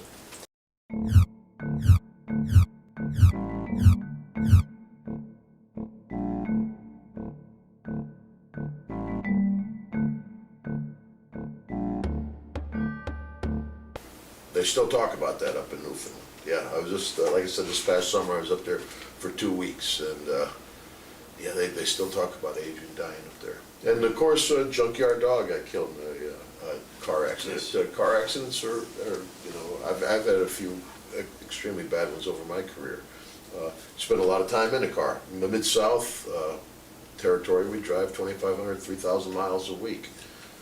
So there was a lot of tragedy on the road. Did you spend any time with Adrian? Not too much, no. That again would have been a good party, Adrian, you, Jake. Well, maybe Orton? Jake, well, No. Orton, Piper, Morocco? Morocco. There's a hotel room. I wouldn't want to be caught dead in. You should have seen my bachelor party. Actually, Jake put on my bachelor party for Oh me. my gosh. Was it in hell? That was in Detroit, which is close. Take a left at hell.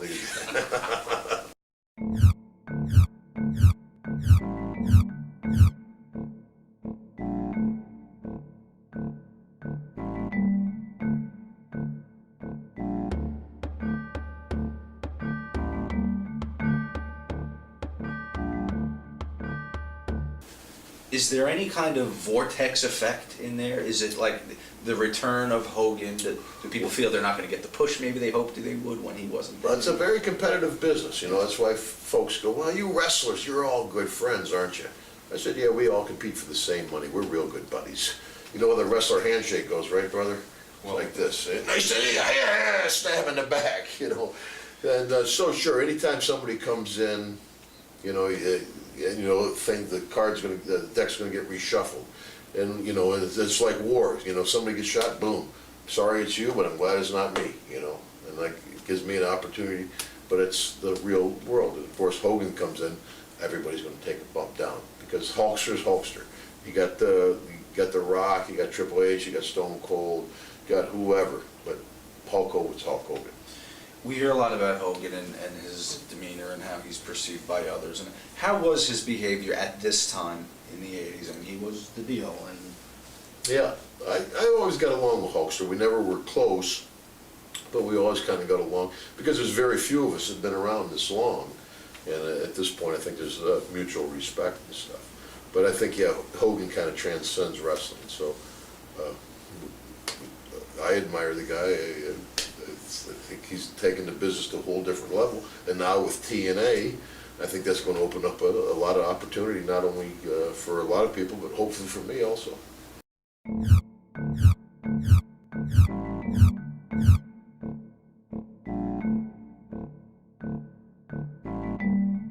Well, Brody had a huge impact on my career. Like I said, I was with him and Buck Robley when I became Hacksaw Duggan. A lot of my ring mannerisms and my persona kind of comes from Bruiser Brody. Not a clone of Brody, but just, as I tell the young guys, you're going to have the break into business. You're going to have 100 different guys tell you stuff. Take something from this guy, take something from that guy, you know, but I was able to take a lot from Brody. And he got stabbed to death in Puerto Rico, and I have never wrestled in Puerto Rico since then. Yeah, I would never go to Puerto Rico. have you ever run into Jose Gonzalez? No, not that I know of. Yeah, to tell you the truth, I wouldn't know him if I saw him.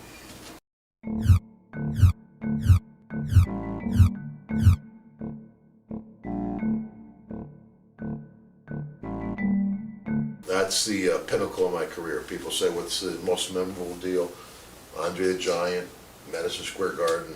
No matter what profession you're in, no matter, you know, what do, you sell out the Garden, you sell out the Garden. And if you're the main event and the bombs, you take the heat. If you're the main event and it's a sellout, you take the gravy. And we had a good house, and it was just, like I said, the pinnacle of my career to wrestle Andre at Madison Square Garden, especially growing up 200 miles north in Glens Falls. The Garden's still a garden.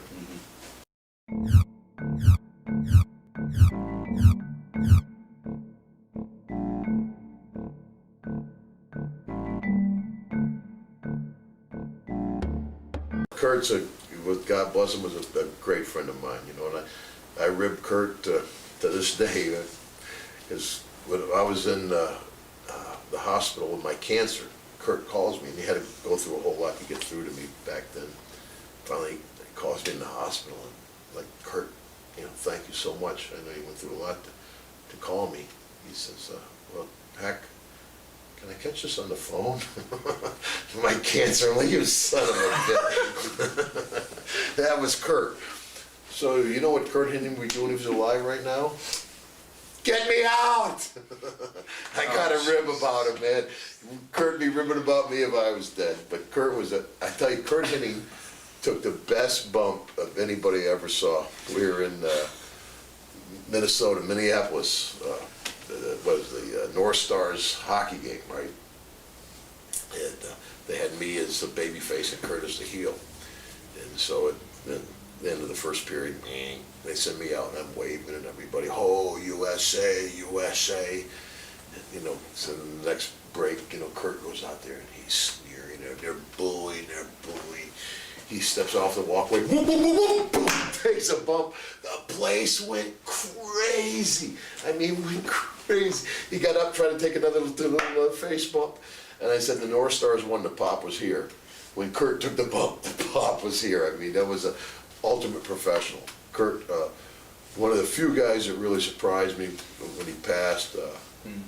I love Kurt. He was a good friend.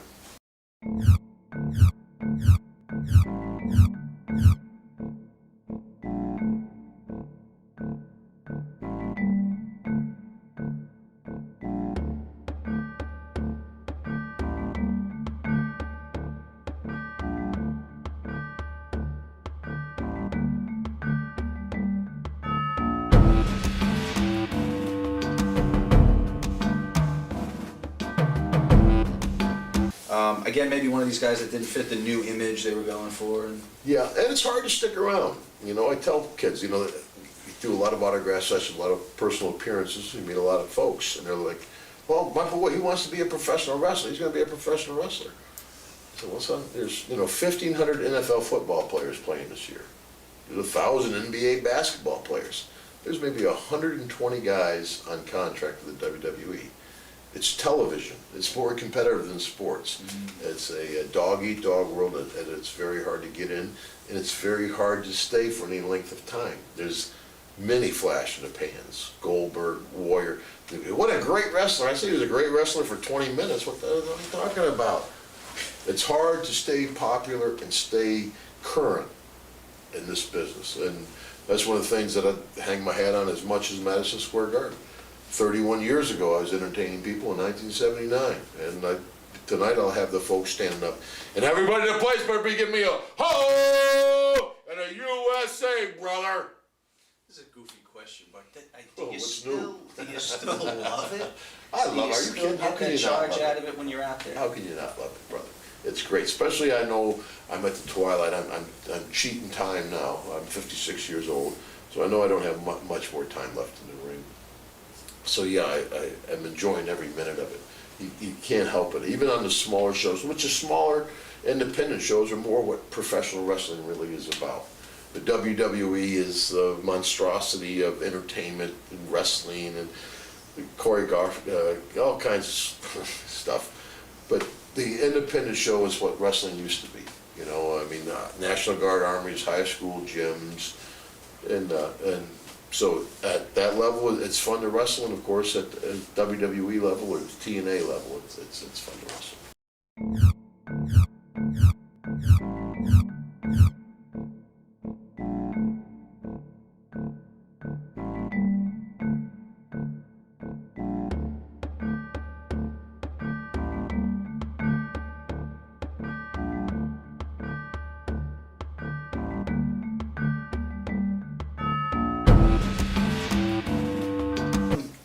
The Piper's Pits, the Brother Love shows, the Snake Pits. How much of that is none of it scripted? Are you just told where you're going to go and you follow Pritchard, or how does that work? Yeah, if I remember correctly, I think that's just kind of just follow the lead there and just run with it. And I think that it's a learned trade also. As you learn your time in the ring and you learn how to do certain moves, whatever you want to call them, in the ring, you also learn how to do interviews. And working for Mid-South, these other territory organizations, you'd have to do an interview for every city that you wrestle. You wouldn't do one generic interview. So you would learn how to do interviews. And I think majority of the guys back then knew how to cut an interview and how to carry their own persona. And now I think that's a lost art, and guys don't know really how to cut an interview. And that's why they have the verbiage and the writers.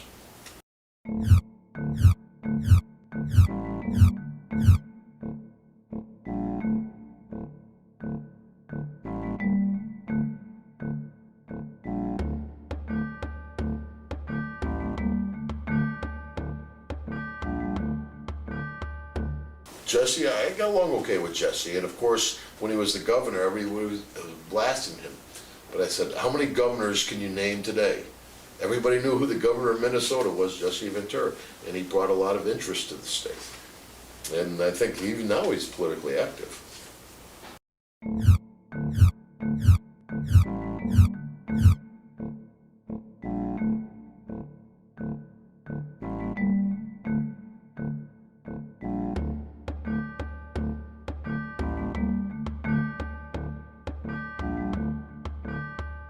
Terry is one of the more talented guys in the business. He kept a journal for many years about finishes and angles and all that stuff. Always knew he'd probably be in the office and should have been.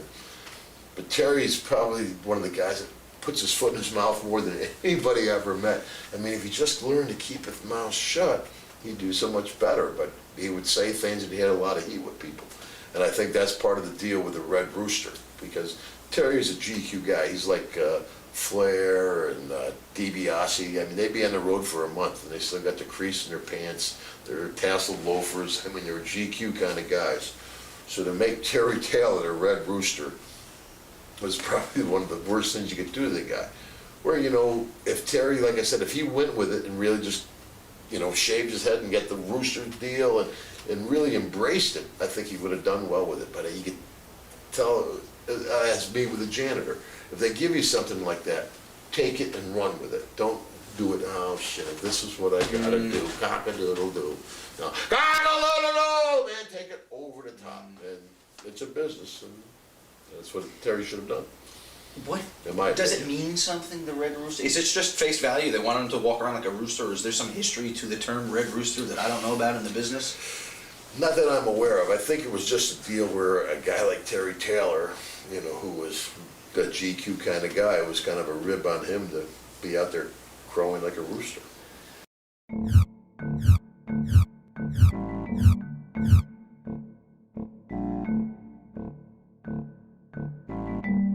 I got along okay with Dino and Frenchie. Frenchie was an awful lot of fun. His manager, because Frenchie didn't look like a wrestler, you know. I mean, he looked like a businessman, and of course we'd all be getting off the plane, and you know, he wouldn't think he was one of the group. And Frenchie's one of the greatest deals. The bags would be going around the carousel, you know, and Frenchie'd be like, "Oh, my bag," and he'd grab the bag, he'd be like, "Oh, oh, oh, oh!" He'd take a bump, and everybody would be like, "Oh God, what the hell?" I love Frenchie, and of course, and Dino obviously had some demons of his own going on to be murdered the way he was, but in the ring, yeah, we got along well, and of course we did the Sky Dome WrestleMania together, and did good business with Dino.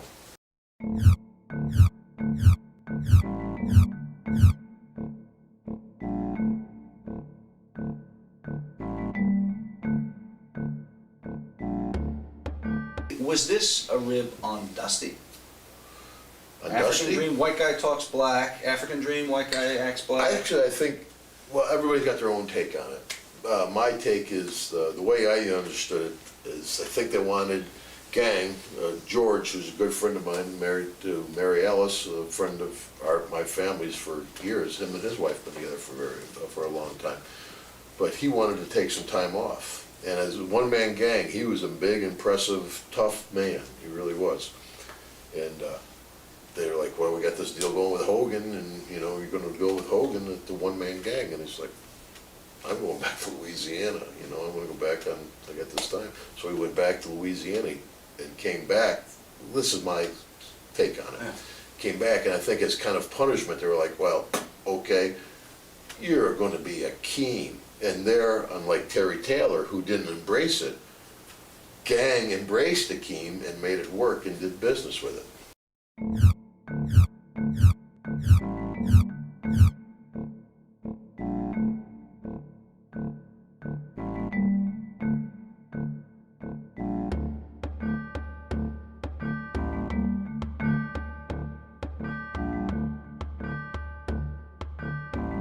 Was it? I thought it was a roll of quarters. No, I'll give you my, again, it's like you ask an eyewitness. If you ask everybody in this room, we'd all tell a different story. Go right ahead. That's why you're here. My take on the story. Again, the Bulldogs would pick their spots. They picked on Jacques Rougeau. Jacques was playing cards. There was Dynamite came in, hit him in the back of the head, screwed him around, you know. Jacques wasn't going to make a comeback there. He did his ass beat. So, down the road, he messed with me, he messed with my brother, right? Supposedly, the Dynamite's walking by with 2 coffees. I don't know about roll of quarters, but boom, and worked him over. I thought that he had it coming, to tell you the truth. Were you there? I was in the building, but I missed all the action. Yeah, because it happened, it was, you know, as most real action deals do, they happen in seconds. It's all over. But, yeah, I thought he had it coming. A lot of people probably did. While we're there, talk to me about what the Bulldogs were like when they were in the building with you. Were you somebody that they messed with, or were you one of the ones they that wouldn't you mess said with me. were... No, they wouldn't mess with me. It's the advantage of carrying a 2x4. That's what Brody told me years ago. He says, forget the sequined robes and the feathered boas. He said, carry something you can use. Which back in the old days came in handy over the years. But yeah, they didn't. Outback Jack, they ran him out of the territory.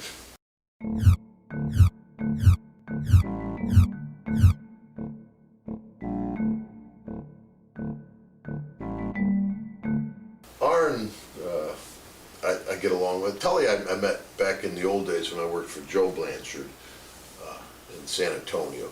And of course, Tully changed his life as a lot of guys done this reborn deal. Tully, Sean, Steve Williams, DiBiase, Jake. Even Jake was doing the reborn deal for a while. I saw Jake. I said, Jake, I just saw you on Christian Broadcast Network. I mean, how in the world do you do it? He says, oh, it's great, Hacksaw. I sell my 8x10s. Yeah. Magic. But I think, now Teddy, on the other hand, Teddy actually changed his life. DiBiase. Yeah. DiBiase is truly changed his life. Many guys were addicted to different things. Teddy really enjoyed women. And he turned his life around, and him and Mel, who was also a very good friend of mine, got through that rough time and made it. And now, of course, his boys are doing great. Right.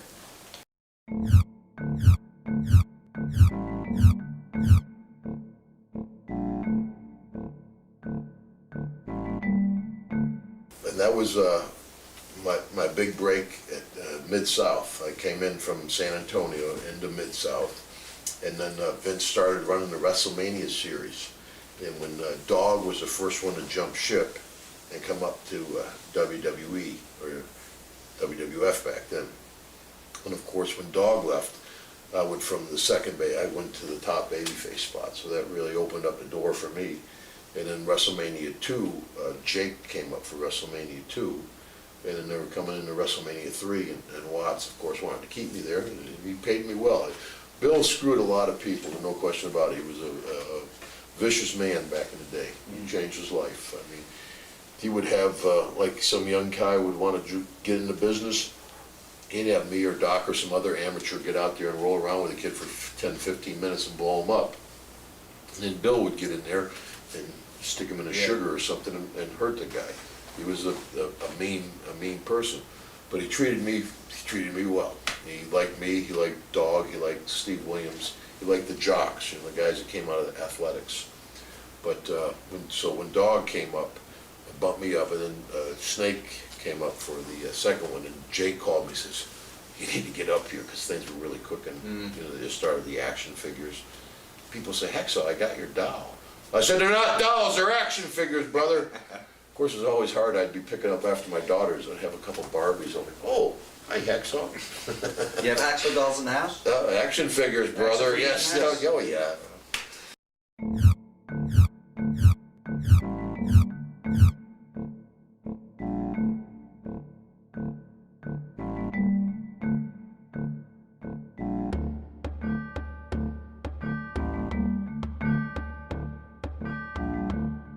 Are you getting offers right away to move? No, not right away.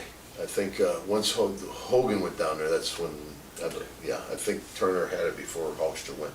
And I was living in Florida at the time, and one of Hogan's first appearances, his first or second appearance with Turner, Hulkster called me and I went over and made the appearance.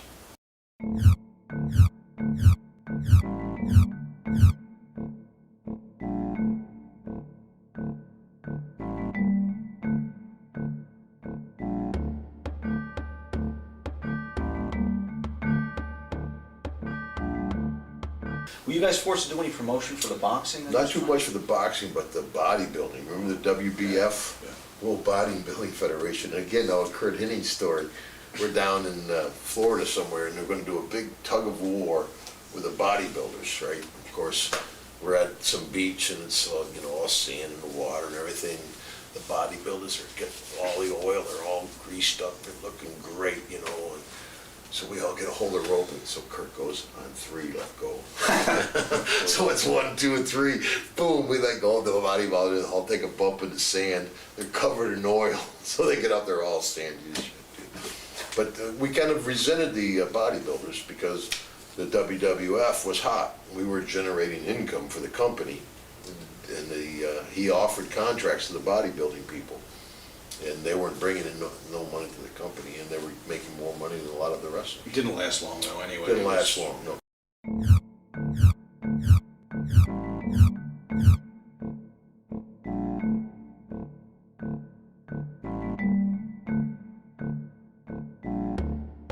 Right, I think I had, my team was a 4x4s, maybe. Oh, okay, yeah, it could be. I think I had a team there, but yeah, we're just glad to be part of the big package. Were those pay-per-views as much money as a WrestleMania from a payday standpoint? No, WrestleMania, of course, is the marquee thing of the company, so it's the biggest payoff.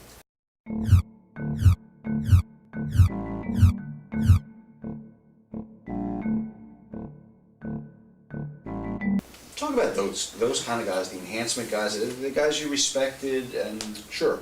Well, those are the guys that make everybody else possible. I mean, the guys with the big egos, Sean and Warrior and those people, the guys that do the jobs are the ones that enable you to be who you are. But I think back then it was such a more closed society that the job-type talent would stick around much longer. I think now at WWE, that's the deal. They always shuffle the deck. Guys come and go. I don't think you'll see a whole lot of 30-year career guys for many reasons. One, that the kids are making so much money now that they don't need to stay in 30 years, and plus it'd be hard to appeal to folks for that long. Mm-hmm. And also on the independent circuit, as I was talking to a lot of folks, the talent, the guys from the golden age of wrestling, the 80s and the early 90s, that are doing a lot of these independent shows, that's going to dry up because the top kids now in the business will not be doing these independents. Right. Yeah, they're making enough money that once they're out of the business, they're out of the business.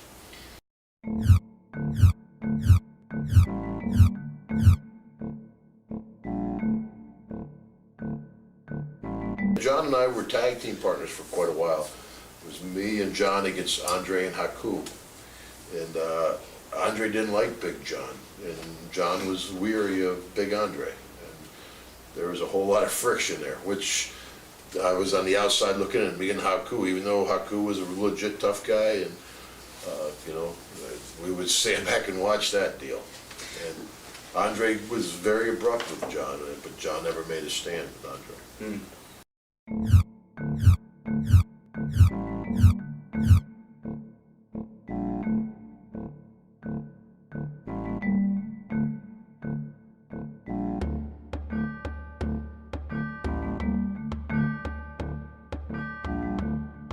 Well, you finished the year on December 30th in Madison Square Garden, fittingly enough, pinning Dino Bravo and the blow-off of your flag match feud.